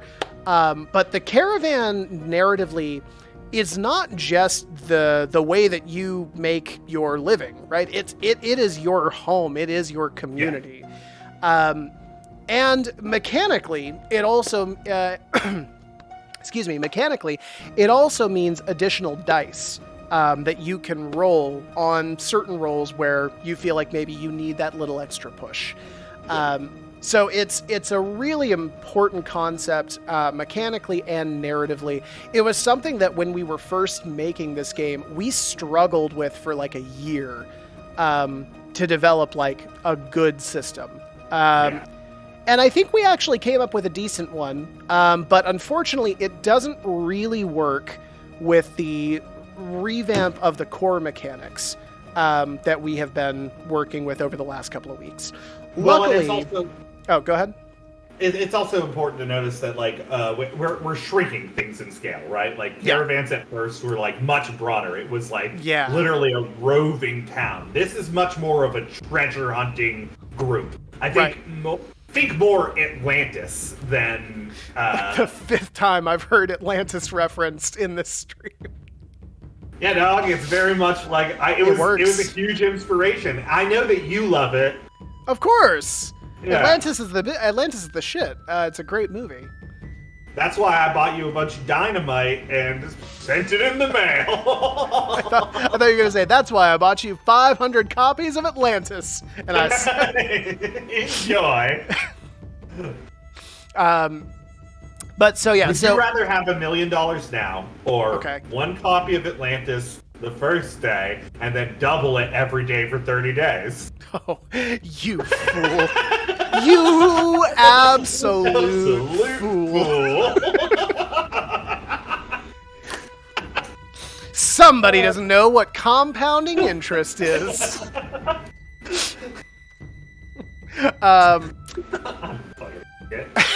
So the good news is, although we are reshaping the caravan, we're actually trimming it down.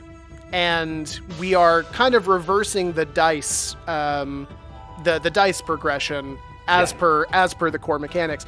So in reality, the revamp of the caravan, I'm not expecting to be super big.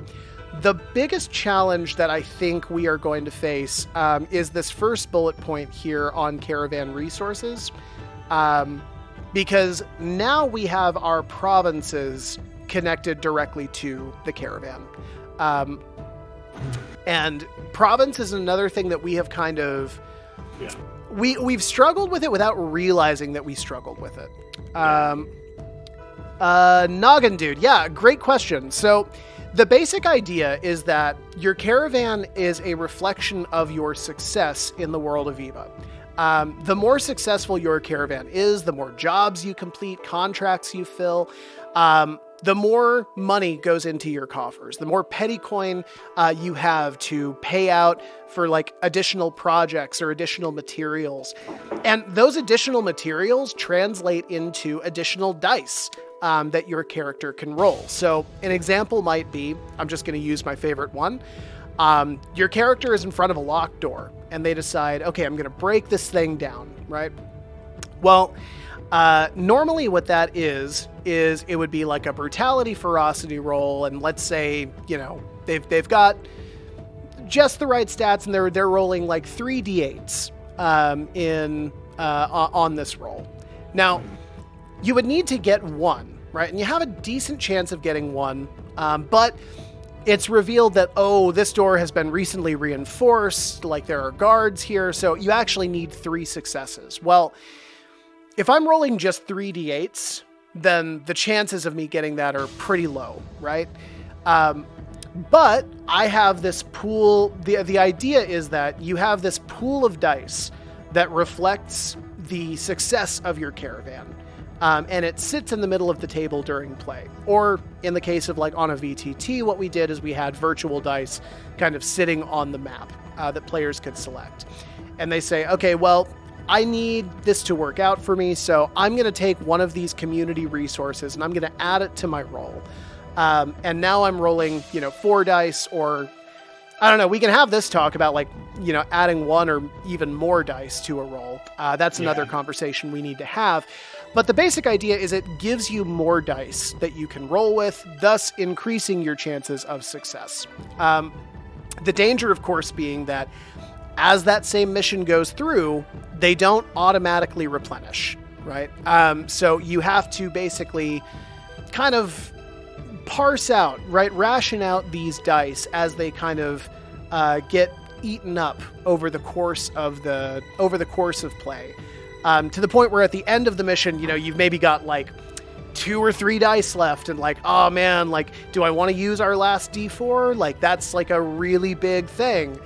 And this is kind of one of the things that we wanted to add to the game to give it a sense of community, and also kind of increase the stakes of individual rolls. Sure. And like, speaking mechanically too, like, what this does is like, we've set up a system in which at your base wallet, you can have 10 petty coin on you. 10 petty coin can be used to do magical things to your rolls. They can be used to buy things, but it is a limited sum that you can house. A caravan allows you to store money safely in the caravan's coffers. Yeah. Which means you can accumulate more money, you can talk your way into being able to use more of that money, and you can get more resources for you to use on a job, whether that be weapons, items, yada yada. It gives you a community, a small community with which you can interact. So instead of having to start off in a small tavern in a game, you are the tavern. It gives you a scale on what kind of jobs you can take, because you start as a 1-star caravan and you get to work your way up to more significant jobs, or lose your way down that ladder again, because that happens. This is supposed to be kind of like Knife's Edge gaming.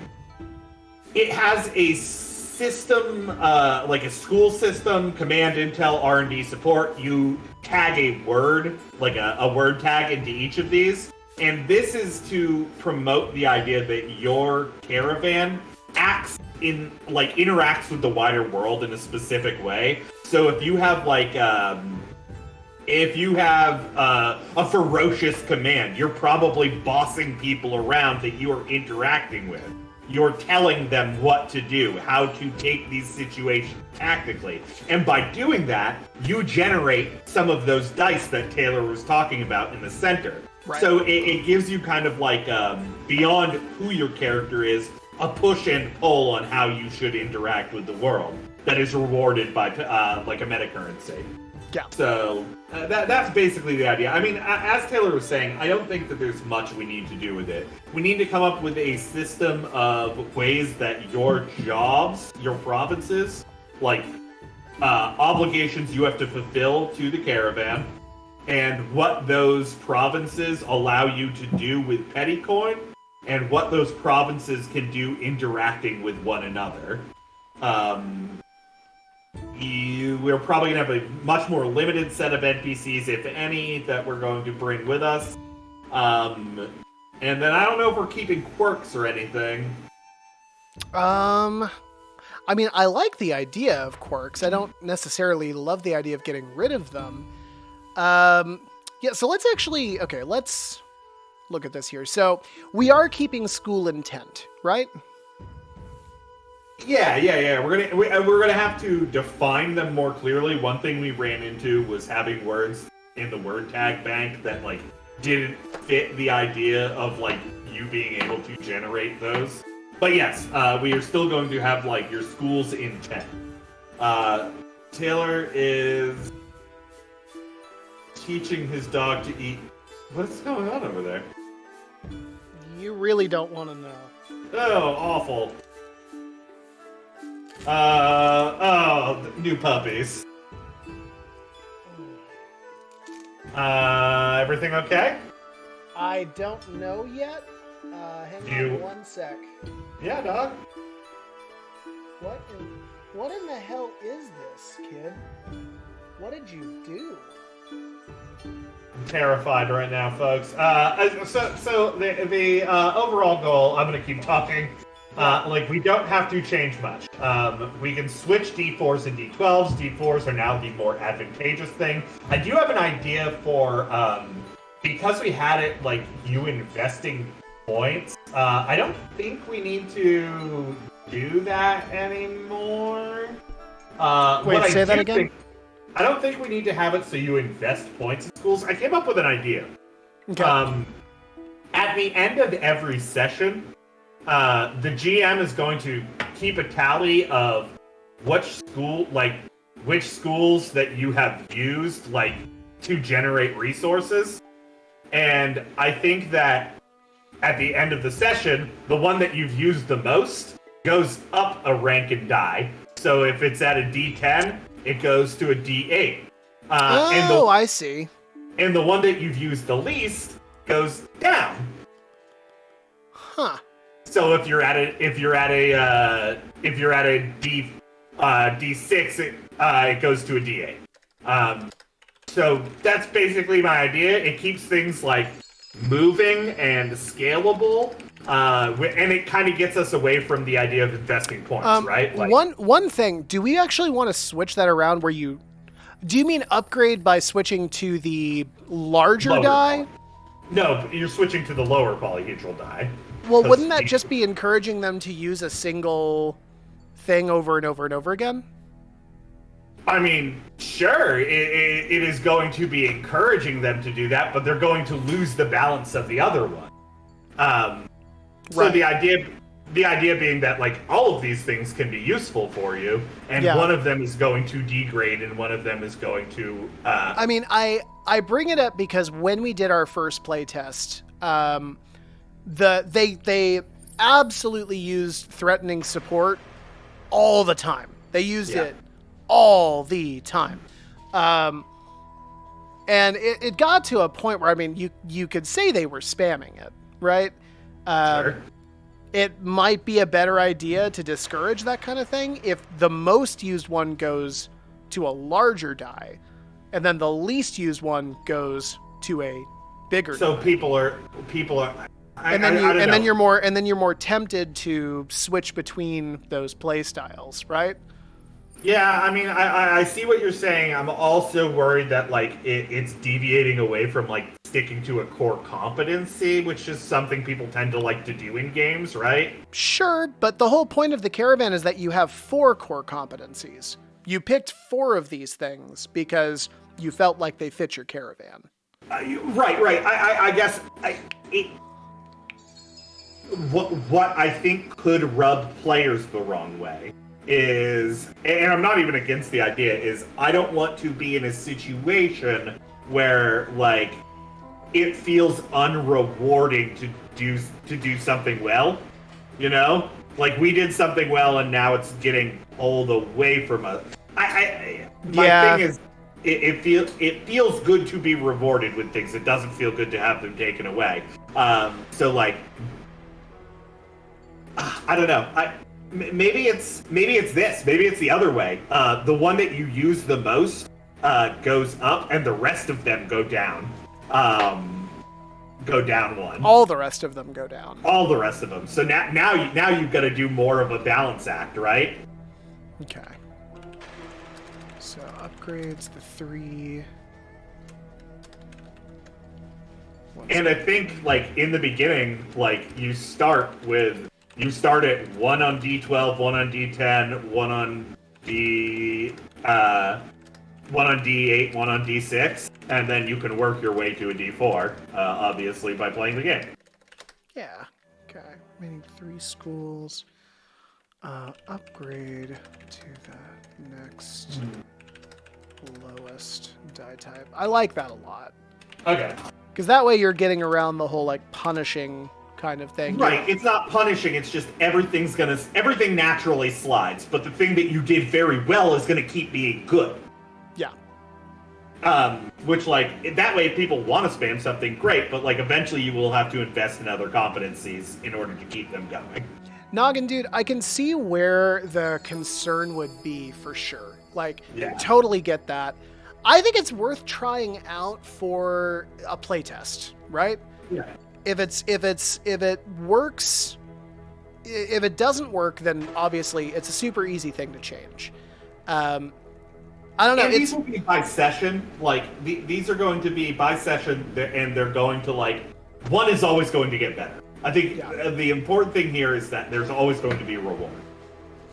Well, in the case of the system we have now, the reward is actually improving 3 things while degrading one of them.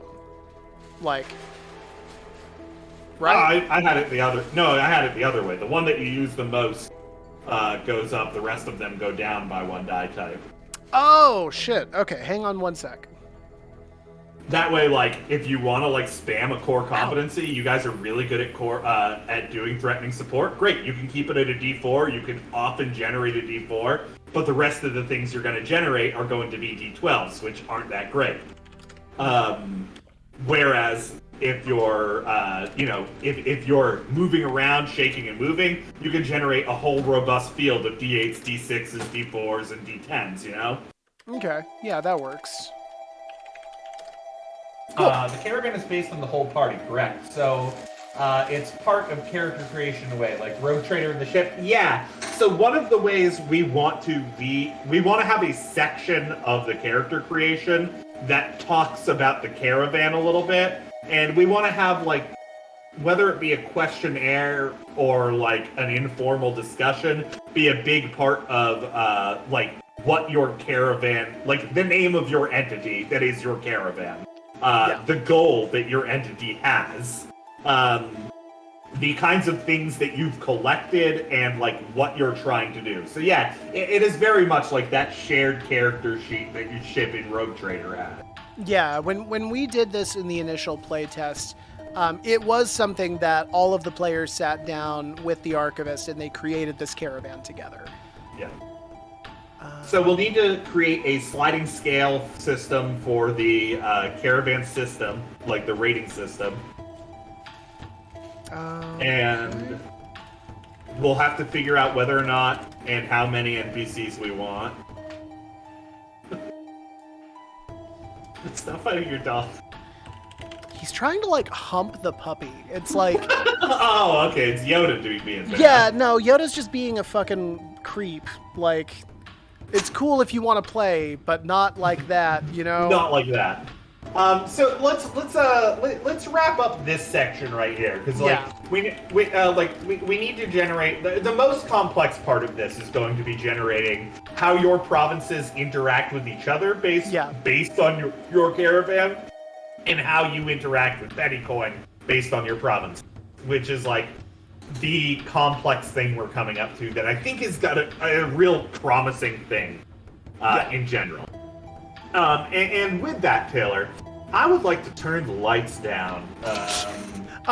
Before we turn the lights down, actually, I would like to take a quick break. I want to grab a drink, and my dog took a shit behind me that I need to clean up. But once we get through with all that, you folks out there better get ready.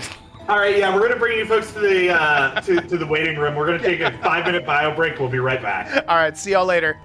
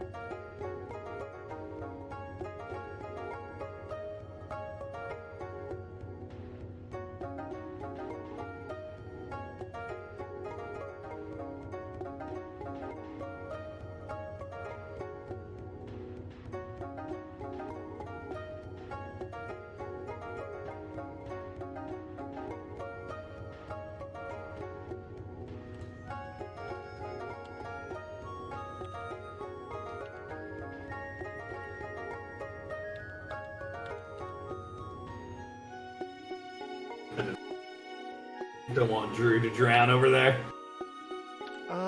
Okay, there we go. We are on. All right. So thank you everybody for hanging on for us here. My dog shit twice, so it was a slightly longer break than I was expecting. That being said, if you are just joining us, then that introduction was probably really weird. Sorry, my dog is a puppy and took a poop in the back of my room, so we had to take a break. If you are just joining us, though, we are TGS Games. We spend every Wednesday night making a new tabletop game called Vault Peddlers, live on stream for the world to watch, and hopefully learn and not repeat the same mistakes that we make on a regular basis. We are going into a kind of a steamy lore session.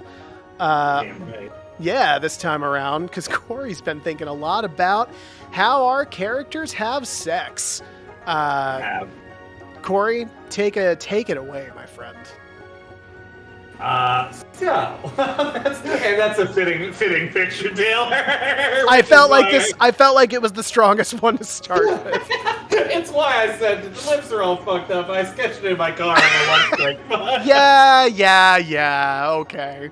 And by talking, please continue.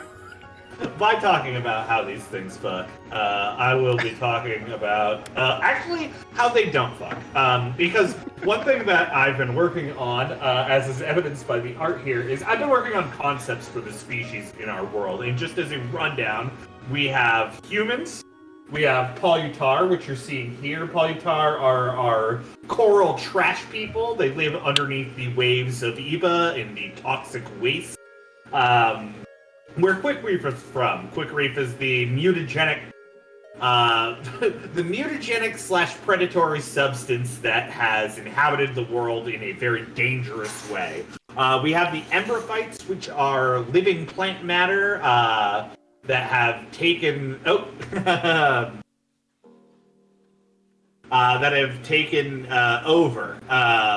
the forests of Eba. Realizing now I sent things to the wrong chat.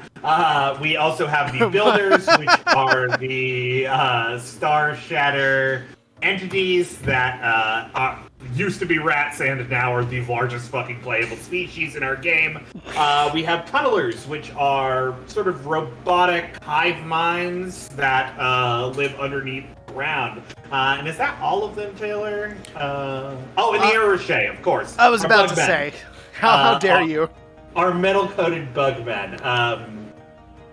So these are the species of our post-collapse, and as I've been doing a lot of concept, I've kind of been finalizing some designs, and as I finalize designs, I've moved into, I now have to do model sheets. Model sheets for, like, character design are just, like, sheets that you can do to figure out, like, right now I've been doing model sheets just to, like, play around with the evolution of design. Now I'm going to be doing model sheets that are, like, forward, backward, side profile views, angry views, that kind of thing. Yeah. And so we know basically what, like, the average ones look like.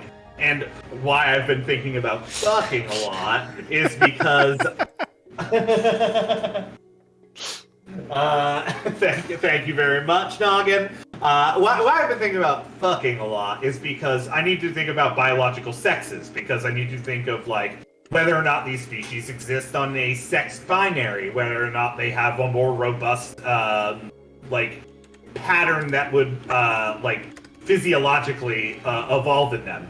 So, when I say that I've been thinking about fucking a lot, I actually haven't been thinking about fucking a lot. I've been thinking about reproduction a lot. So, what do you want to hear first? What are you more interested in? You want to hear about tunnelers? You want to hear about our tunnel boys or our Polyutar? Well, now that I hear that it's not about fucking, I don't really care about any of it. It's metal as fuck. Actually, the tunnelers are kind of sweet. Actually, yeah, I want to hear about that. Let's start with our cute little boys here. Yeah. These are the tunnelers.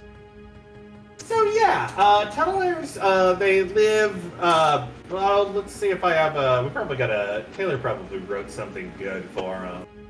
No one is really sure where the tunnelers come from. Some say they are actually old tech themselves. Others say they are kin to the Polytar, machines given sentience by outsider energy. Whatever the actual case, the tunnelers exist as hive mind creatures living in subterranean cities. These societies are almost always very closed off to outsiders. However, the occasional tunneler can become unplugged. When that happens, they often rise to the surface, eager to explore with as much vigor as they did underground. So they lose connection with a hive mind. These are, the playable tunnelers are creatures that are no longer of a hive mind, but were once. Right. And they are creatronics, which is like our version of tech, living tech. Yeah. So tunneler mainframes are mostly unconnected from each other. Some rumor that the connection goes deeper into Eva's core, but this is unproven, except for the occasional event in which they are linked together by satellite. During this event, known as blank, each mainframe uploads their information to the others, allowing for generational growth of machines. These events, however, have been longer and further in between, leaving some to wonder if they will ever cease to eventually happen. Now,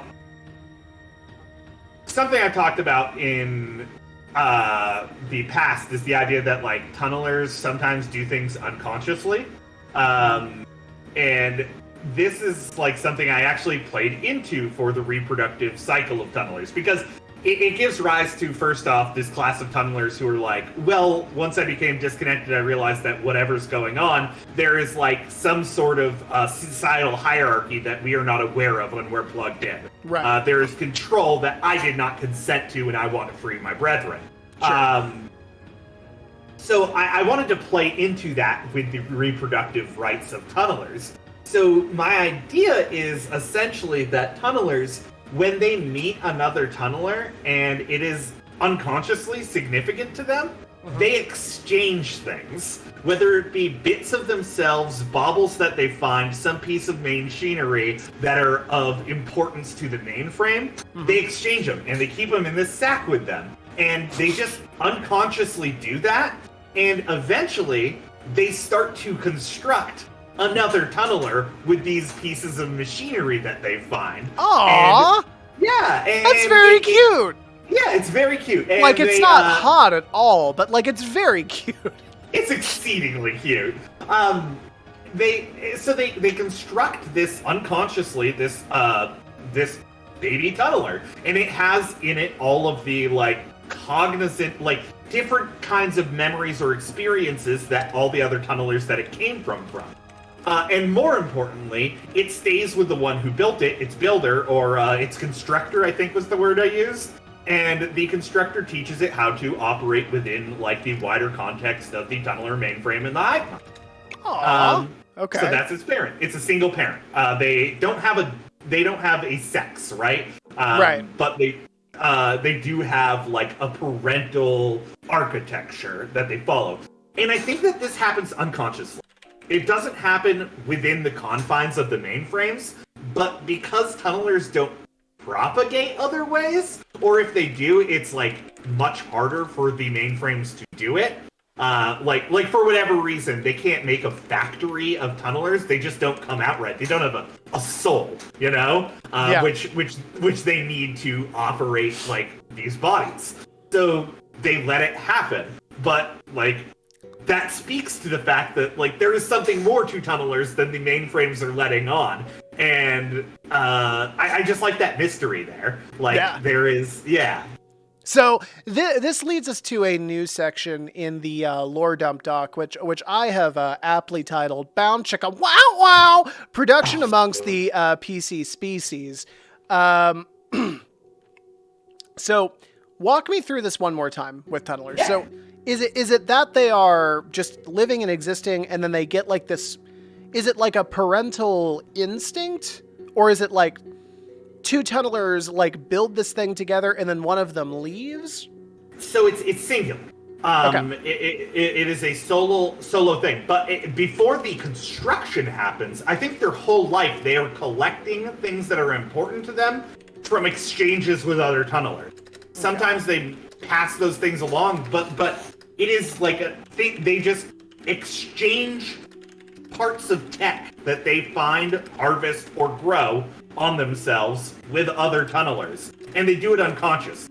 Like, it's like two ants meeting and one hands the other one a breadcrumb and then they keep walking. Right. Like, for some reason, that meeting was significant to them. Whether it be like that latent personality that they're not aware of, whether or not tunnelers have reincarnation and they've done this before, we don't know. But, like, it is important to them. Their whole life they're collecting things.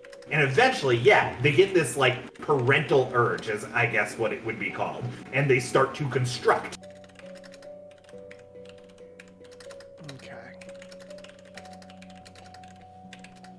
So time comes when they get the urge to begin to confuct. There it is. There's that hot rated X action we're all looking for. Triple X. Vin Diesel builds them all in the next Triple X movie. Family. Fuck yes. Now okay. Yeah. So, fastening these trinkets together to make a tiny little tunneler. And I like their TV heads.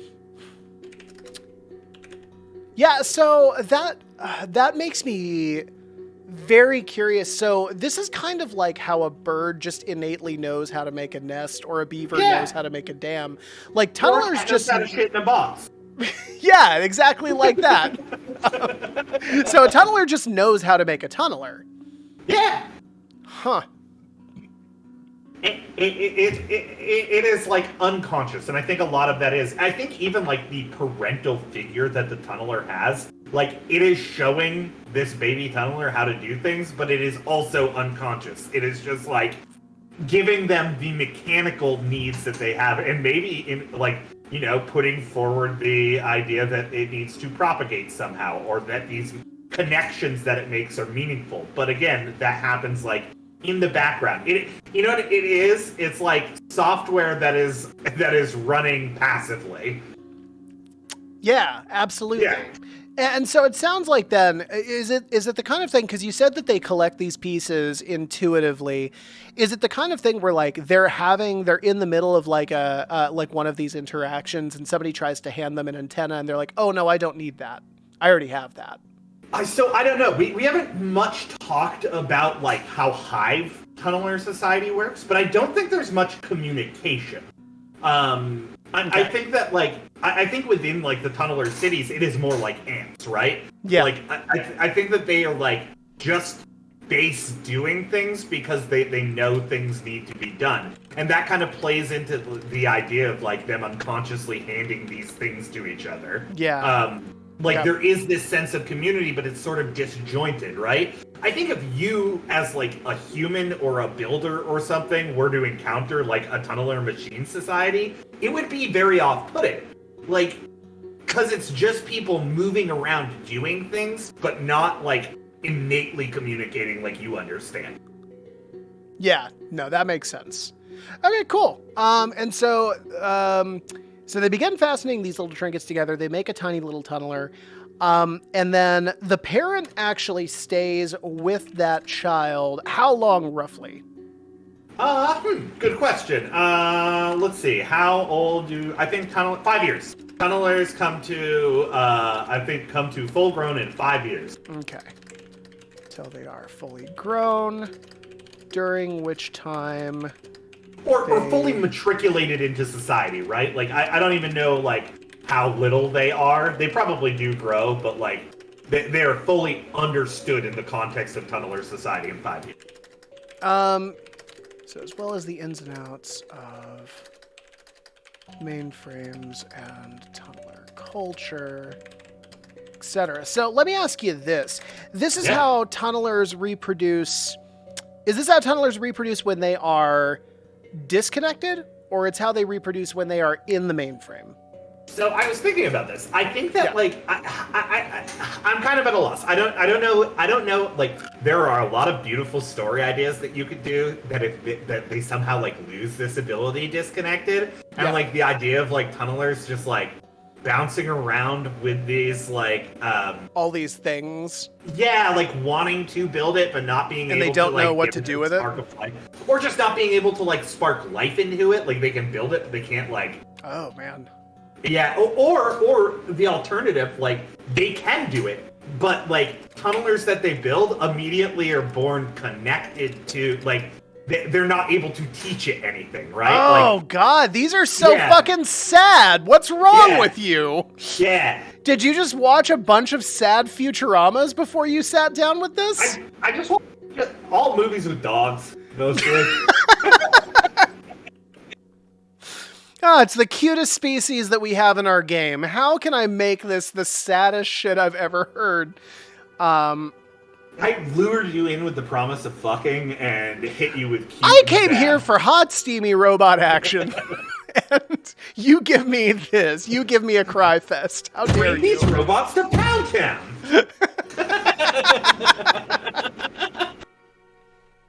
This toaster can't fuck anything. I just want to hear robot-based innuendo.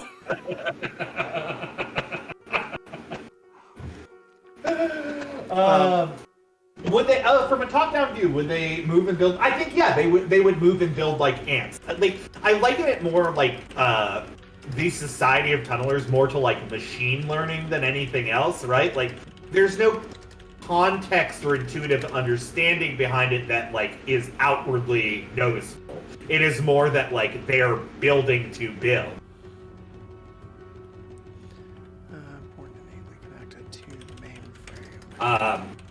So yeah, I don't know. I think both of those options are viable, but I like either one. It's got to be one or the other. I can't decide which is better. This is like the worst would you rather ever. It's like, do you want to not be able? Do you want to carry around the edifice of your child not being able to breathe life into it? Or do you want to give your child life but have no connection to it, and it just automatically starts taking orders from the authority figure that you disconnected yourself from ages ago? And I think it's worse than that, right? Because like you could keep it around you and try to teach it, but it won't absorb that information. Yeah, so, like, it's not. That's abuse, right? Right. Like, the only compassionate thing to do would be to bring it back to the mainframe. Yeah, it would be to send it back to the mainframe. This is like literally the saddest fucking thing I've ever heard. Yeah, I don't know. Marinate on that. I'm gonna. You want to get into something fucking I want to get simple? into something hot, Corey. Give me a minute, actually. Either that, or they cannot bring the edifice of their child to life, dragging it around Eba with them like a moist bag of jewels.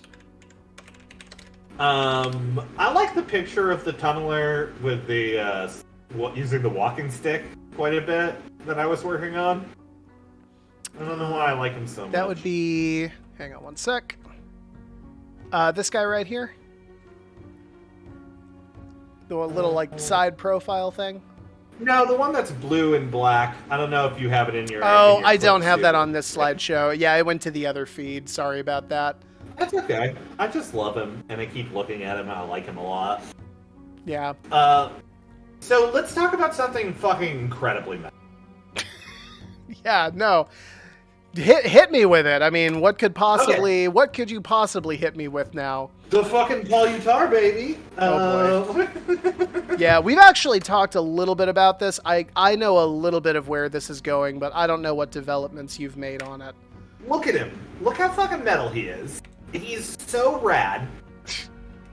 I love him so much. So, one thing we talked about with the polyutar is that they live in regencies, and that these regencies have like a faction that operate outside of the region, outside of the war, and works with everyone. And these are the people that control the breeding pit. So I was talking about, or I was thinking about polyutar, and I was like, man, they don't have a sex, like a biological sex. because it wouldn't make sense that they would, because they Yeah. don't reproduce in that. But we talked about polyp states, so they're hydrozoas. This is a creature that can it creates a polyp, which is like a polyp is like a very small. It's a bud. The best way to think of it. It's like a living bud, like a stalk that lives on something. That polyp turns into a medusa. This would be like your jellyfish. A medusa is like the active form of a polyp.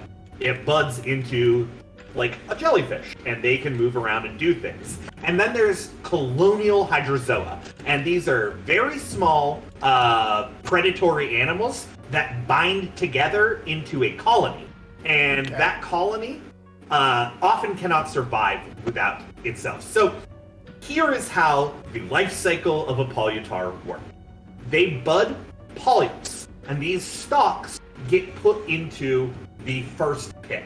And the first pits are full of garbage. They merge to a piece of trash, and they feed on it. And as they're feeding on it, they're bringing that DNA, the parts of it, whether it be like steel, it be plastics, things like that, into their own DNA sequence.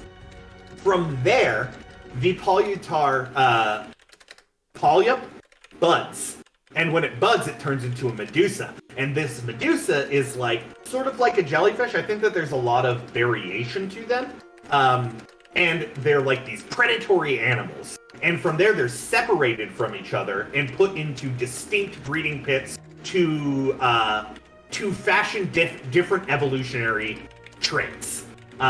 So some of them can be bred to be like exceedingly violent, exceedingly sneaky, exceedingly adaptive, things like this. And this is how we get into like the different like evolutionary patterns that the priests are trying to breed into the different regencies that like Sure. you know they force like full-grown polyutars into these breeding pits to try to see what like the medusas would do on them. And this is how you get these monstrosities. They're not really like full polyutar, they're like totally war machines that are built. But once they have decided on that, the Regency gives birth to a full-grown polyutar from one of these pits, in which all of these Medusa combine into one full polyutar. And this is your hydrozoan colony. And this is like, they're born fully grown. Polyutar are born with the capabilities of whatever pit that they came out of. And then they're indoctrinated into whatever Regency they were bred for. I think, interestingly enough, we talked about the idea of like one of these Regencies having developed a consciousness polyp, meaning that they can like house their greatest warriors and thinkers for later into bigger and better and stronger bodies. So yeah, this is pretty much the most metal thing I could think of, and it beats ass. Okay. I need you to read the paragraph that I just wrote on stream, because I think I got everything. Okay. So let me actually... Where is it? It's in Lore Dump. Okay. If you want to read it on the Google Doc. If you have the stream in front of you, it should be all on stream at this point. Oh, word. Polyutar Yeah. Regencies create small polyp living, it's like a stalk, like a bud, not a bud. Oh. Like a flower's bud. Okay. Which is put into a pit of garbage. Yep, essentially yes. Which it feeds on and absorbs like its DNA. So each individual one like houses on a piece of trash and like brings that DNA to it. The polyp then buds and turns into a medusa, basically a jellyfish. We don't have to describe them as jellyfish. We can. This is an internal document. Yeah. Where they're put into different breeding pits in order to accentuate certain biological traits and evolutionary patterns. Absolutely. In some cases, these pits are breeding ground for monstrosities. Right. This is where the experimentation of the polyutar happens, where they will take like full-grown polyutar and emerge them into breeding pits, and the medusas will like conglomerate on them in weird, fucked up ways, and it's how they test the evolutionary paths that they're bleeding to see if they're worthwhile for the full region. And that's how we get the war machines that are the Polyutar, armies. Eventually, several Medusae form into a Hydrozoic colony, which produces an adult Polyutar. Yeah, that's it. Okay, sick. So a couple of questions that I have. Yes. You mentioned that the Polyutar go to whatever regency they were bred for. So does that mean that all of the regencies share these breeding pits, and that it's kind of like a grab bag of like where they go to? I don't know if it's a grab bag necessarily. I think that this outside faction outside of the regencies controls it, though. Okay. Like, they have breeding pits built specifically for certain regencies, and they have ones that accentuate certain like the ferocity pit, things like that, that accentuate different things that they divvy out in accordance to probably these, and we're talking about regencies, probably very old documents that that were signed in blood long ago, these different agreements and and I think that that's how that works. But I think it's like a priesthood basically. It is like a royal right kind of thing that they control, and the other regency or the regencies all have to work with these people. Gotcha. So the priesthood is actually a big thing that we have not talked about. So at their core, then, all Polyutar regencies are theocracies. If we talk about First Estate, priests are above everyone, right? Yeah, I think above or at least so separated and removed that it is import in a different way, right? It is definitely a station of importance. Though, there's definitely internal turmoil about the priesthoods. It sounds like it's something that you don't deal with them every day, but everyone respects them for what they do. Sure, yeah, or at least has to deal with them, right? Has to deal with them. Yeah, exactly. Yeah. Cool. Definitely a big old note here that needs to be fleshed out. Yeah.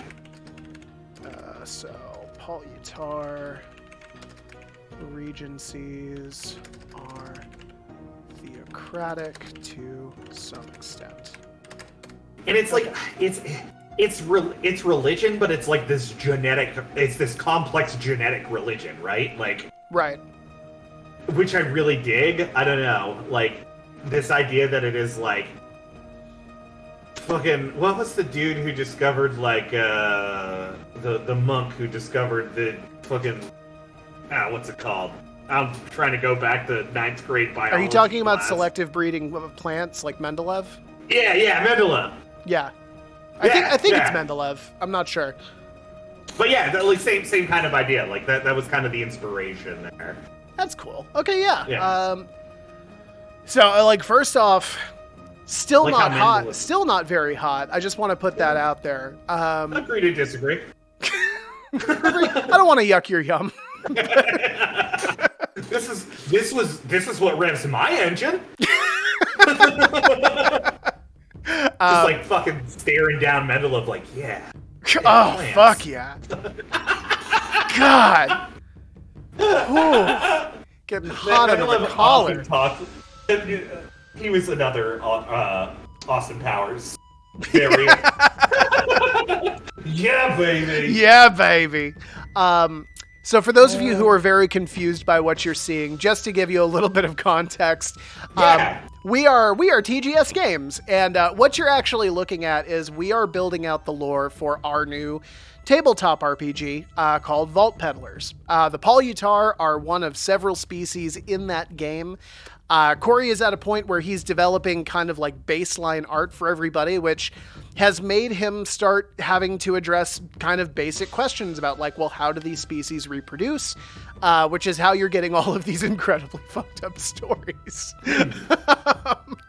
That being said, Vault Peddlers is kind of a open dev kind of thing. We do this on Twitch because we love getting the community interaction that we get from everybody watching the stream.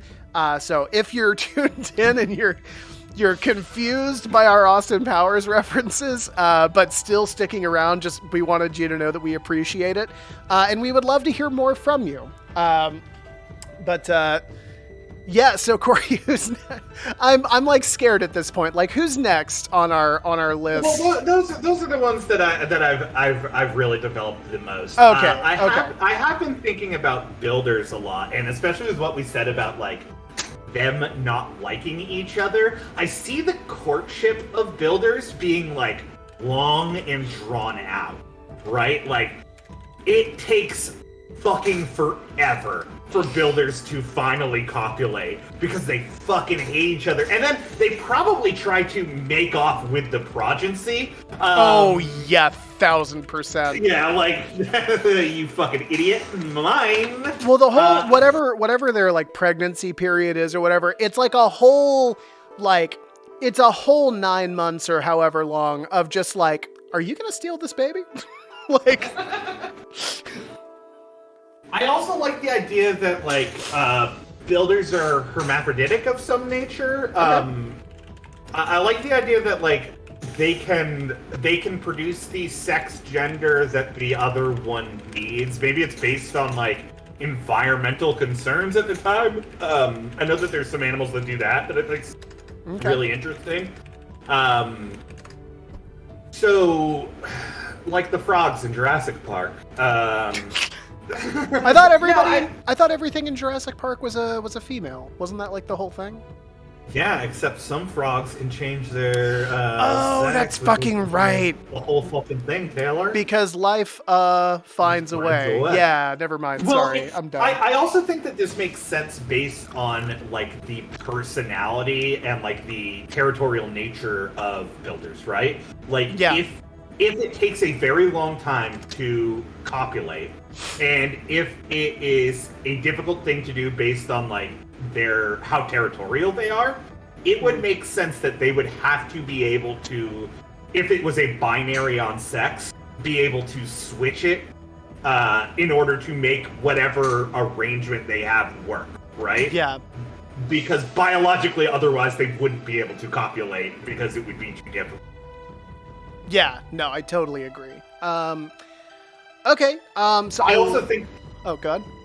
I think that the act itself... Have you ever seen the snails fuck? The really colorful snails fuck? No, I haven't, but... They like God, now I just can't resist myself. They both hang down and really hang brain, and it's like... It's like multicolored and like all kinds of bright oranges and shit, and like these spirals that like eventually coalesce into each other.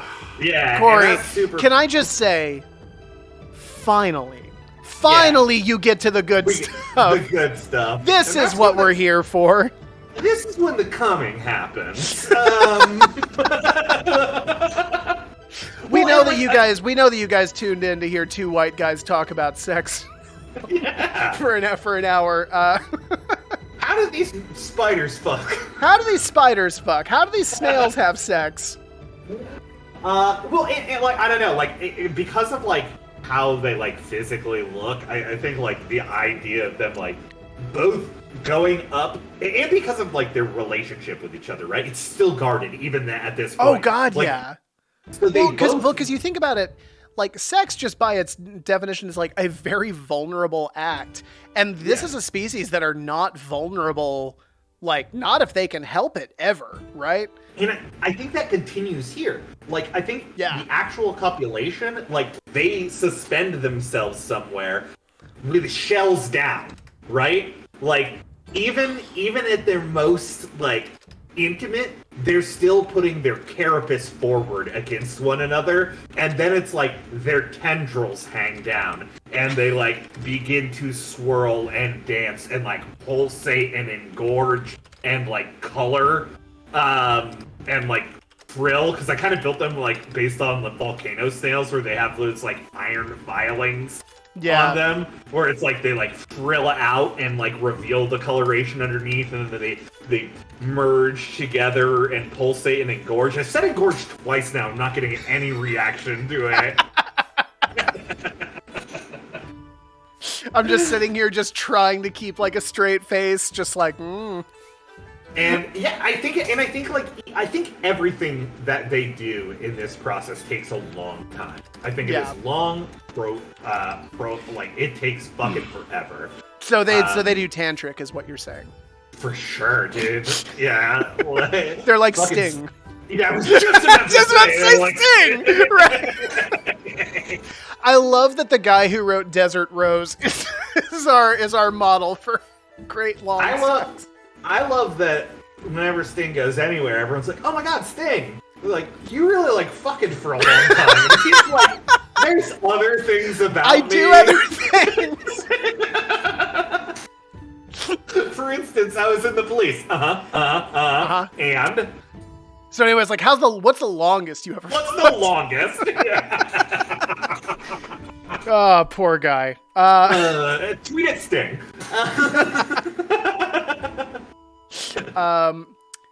Okay. So yeah, like I don't know. I think that like the actual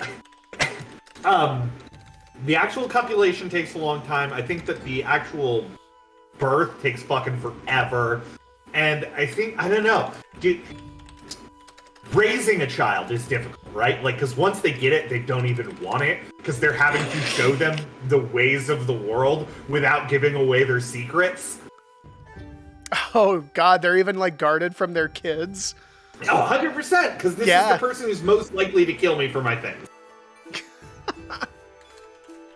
Yeah, I mean, that's true, though. I think it takes them a long time to mature, but they are often abandoned before maturity.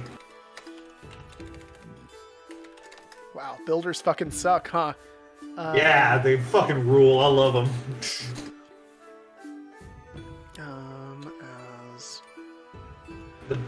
Taylor does the writing because I'm not allowed. Unless I'm on a tear. Sometimes I'm on a tear. Sometimes you're on a tear, and sometimes you kick ass at it, but you also write entirely in bold.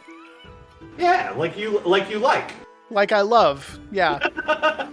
As parenting involves teaching the child all of the things that their adulthood is spent keeping secret. It's different. For this reason, children are often abandoned by their parents before reaching full maturity. Which is why they're all broken people. Well, I was about to say, and then that feeds into the fucking cycle. I want to have like a builder character who's like a fucking psychotherapist. Who like talks about like generational trauma and like teaches builders to be more open and trusting. And so where do I bring my payment after? Because that was a great session. I really learned a lot about myself and generation. Give me that! Smile! Give me! Go away! Fucking love that. Get out! Your hour's up. Yeah, man. I don't know. I think that there are less builders than most other species because of that. Yeah, I think that's fair. I think I'd equate it to like Shadowrun with trolls. Okay. Like the least common are trolls because breeding for them is difficult. Yeah. So that's all about fucking. All about fucking for three of our races. I think humans do it the old-fashioned way, baby. I mean, yeah, that kind of just makes sense. I kind of like the idea that they just started laying eggs. Well, it probably gets a little confusing when the guy he's like, "Hey, what's up? Well, so we could like, well, I have a cog there, yeah, and I have a furnace there. So if we just, we just put here. So like, is it like when it melts, it's good? Yeah, like I think that's coming. I think that's hot, right? No, you know what? Fuck it. We're writing this, actually. I like the idea that humans are so fucking just hopelessly, what's the word? Let me tell you about the birds and the bees. See, when one furnace-dwelling bee loves a psychic, but also over-muscularized bird. And this is where it's going to get a little confusing, because I got to reference some notes I took. Hang on, let me get this out, and just pulls out like a giant manual. So how did you guys do it? Kiddo, I gotta be honest with you, I don't know. I kind of blacked out. The pain was really hot, and like the pain was a lot, and I blacked out like a quarter of the way through it. Oh, but I don't know. Like, this is stuff I've been thinking of. I think it's stuff that's important to our world, honestly. Yeah, I mean, it's the kind of stuff that is like, I don't know how many like I don't think this information is going to make it necessarily into like the core rule book or anything like that, but it is one of those things that like it affects a lot of the world outside of it, right? Yeah. Like what we just said about builders is like a huge example, because what we've basically just said is that it's very common to see just like child builders just by themselves. Yeah. And that's like a piece of world lore that comes from doing more in-depth stuff like this. Yeah. And of course, you know, there's going to be splat books, pun intended, splat books all about fucking. Let's take a peek at who we can raid, because I Yeah, think we're yeah. nearing the end here. Tell you we what, got some new people. What? We got some new people on here. All right, sick. We'll tell you what, while you look for somebody here, I'm just going to go ahead and give everybody kind of a final sort of outro. If you have followed along with us this whole time, just to reiterate, we are TGS Games. We are currently in the development of our first full-featured tabletop game called Vault Peddlers. It's a game about community in the post collapse. What you've seen us do here today has been a lot of character creation, setting the roadmap for our caravan, which we're going to get into next week, and also doing a little bit of lore exploration into species reproduction, which was, again, way less hot than I think I was expecting. The builders got pretty hot, actually. The builders did get pretty hot. Those tendrils. That being said, if you have been watching, we do want to thank you so much. We love the interaction that we get from the community. Like, you guys make doing this so much more fun. And if you need evidence of that, go watch the beginning of this week's stream when it goes on YouTube, like next week, because it's it's I think maybe the most fun stream that we've done the whole time we've done this. I don't think I've laughed that hard ever on stream. I almost did actually throw up. And granted, part of that is because I still have a cough from being sick a couple of weeks ago, but like I did actually gag while laughing. And that is just a testament to how great all of you are. Powerful. That's the kind of powerful stuff you're looking for. I don't watch Twitch streams unless the person throws up on them. That's fucking specific, and I like it. Yeah, right? It's like, know your standards. I like this. Am I into this? Is this doing it for me?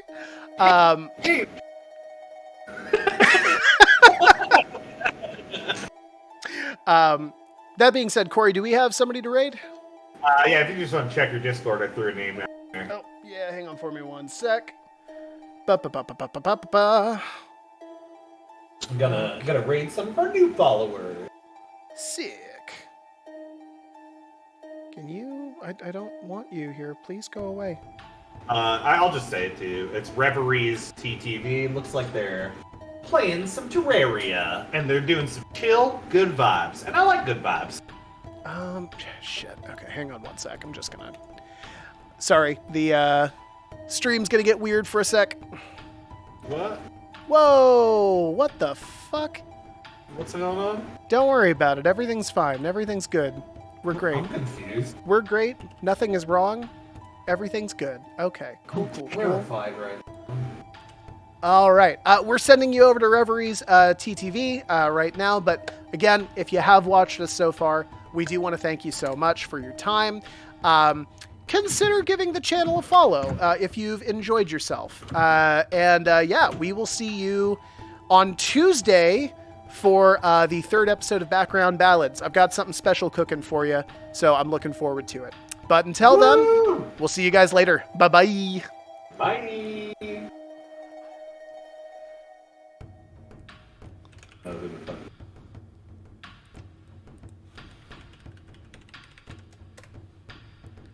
Yeah, you're saying it, so I don't have to. Yeah. I can't hear it. Say what? Oh, there you are. Oh, okay. It was just a glitch then. Or you were very quiet. When have you ever known me to be quiet?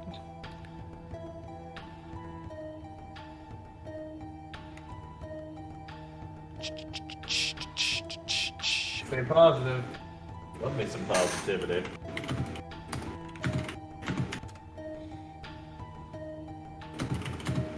Peaceful mining. Holy shit, though. 2 fucking subscribers in a night. Look at that shit. That was a great stream. That was a really good stream. Yeah. Fuck. Ugh. I'm also tired as shit now, though. Yeah, we were much more on. Yeah, very much. I worked, though. Like, yeah, better engagement than we've had in weeks. And, like, shit, man. Yeah, we definitely... We got a... I thought I did do an introduction when we got back, but I guess I didn't do a good enough one. Say what? I thought I did an introduction when we got back, but I guess it wasn't a good enough one. I was going to say I thought we did an introduction, but... I mean, just something to know, I guess. He also could have just missed it. Like, we assume that Drew is just, like, monitoring the stream, and that's probably asking too much. We also got to make sure... I think our bathroom breaks can't be longer than, like, 5 minutes. Really? Yeah, because we lost, like, 3 or 4 viewers in that time. Yeah. Damn, really? Fuck. Yeah. Okay. But, I mean, we had solid engagement before that, so it's not, like, anything to, like... Yeah, and that was the majority of the stream, also. Yeah, like... Yeah, exactly. So, yeah, I mean, I don't know. Hopefully we get some... I mean, we're just cross-pollinating right now. This guy seems pretty low-key. Maybe next time we'll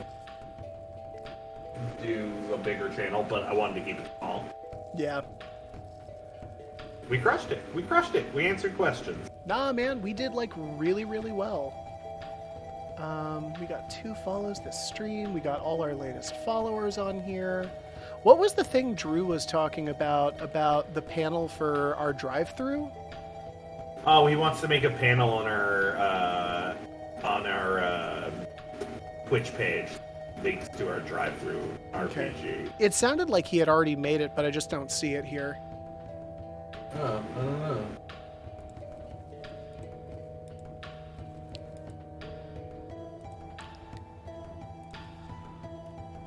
Are we on right now? I think we're live right now. Say what?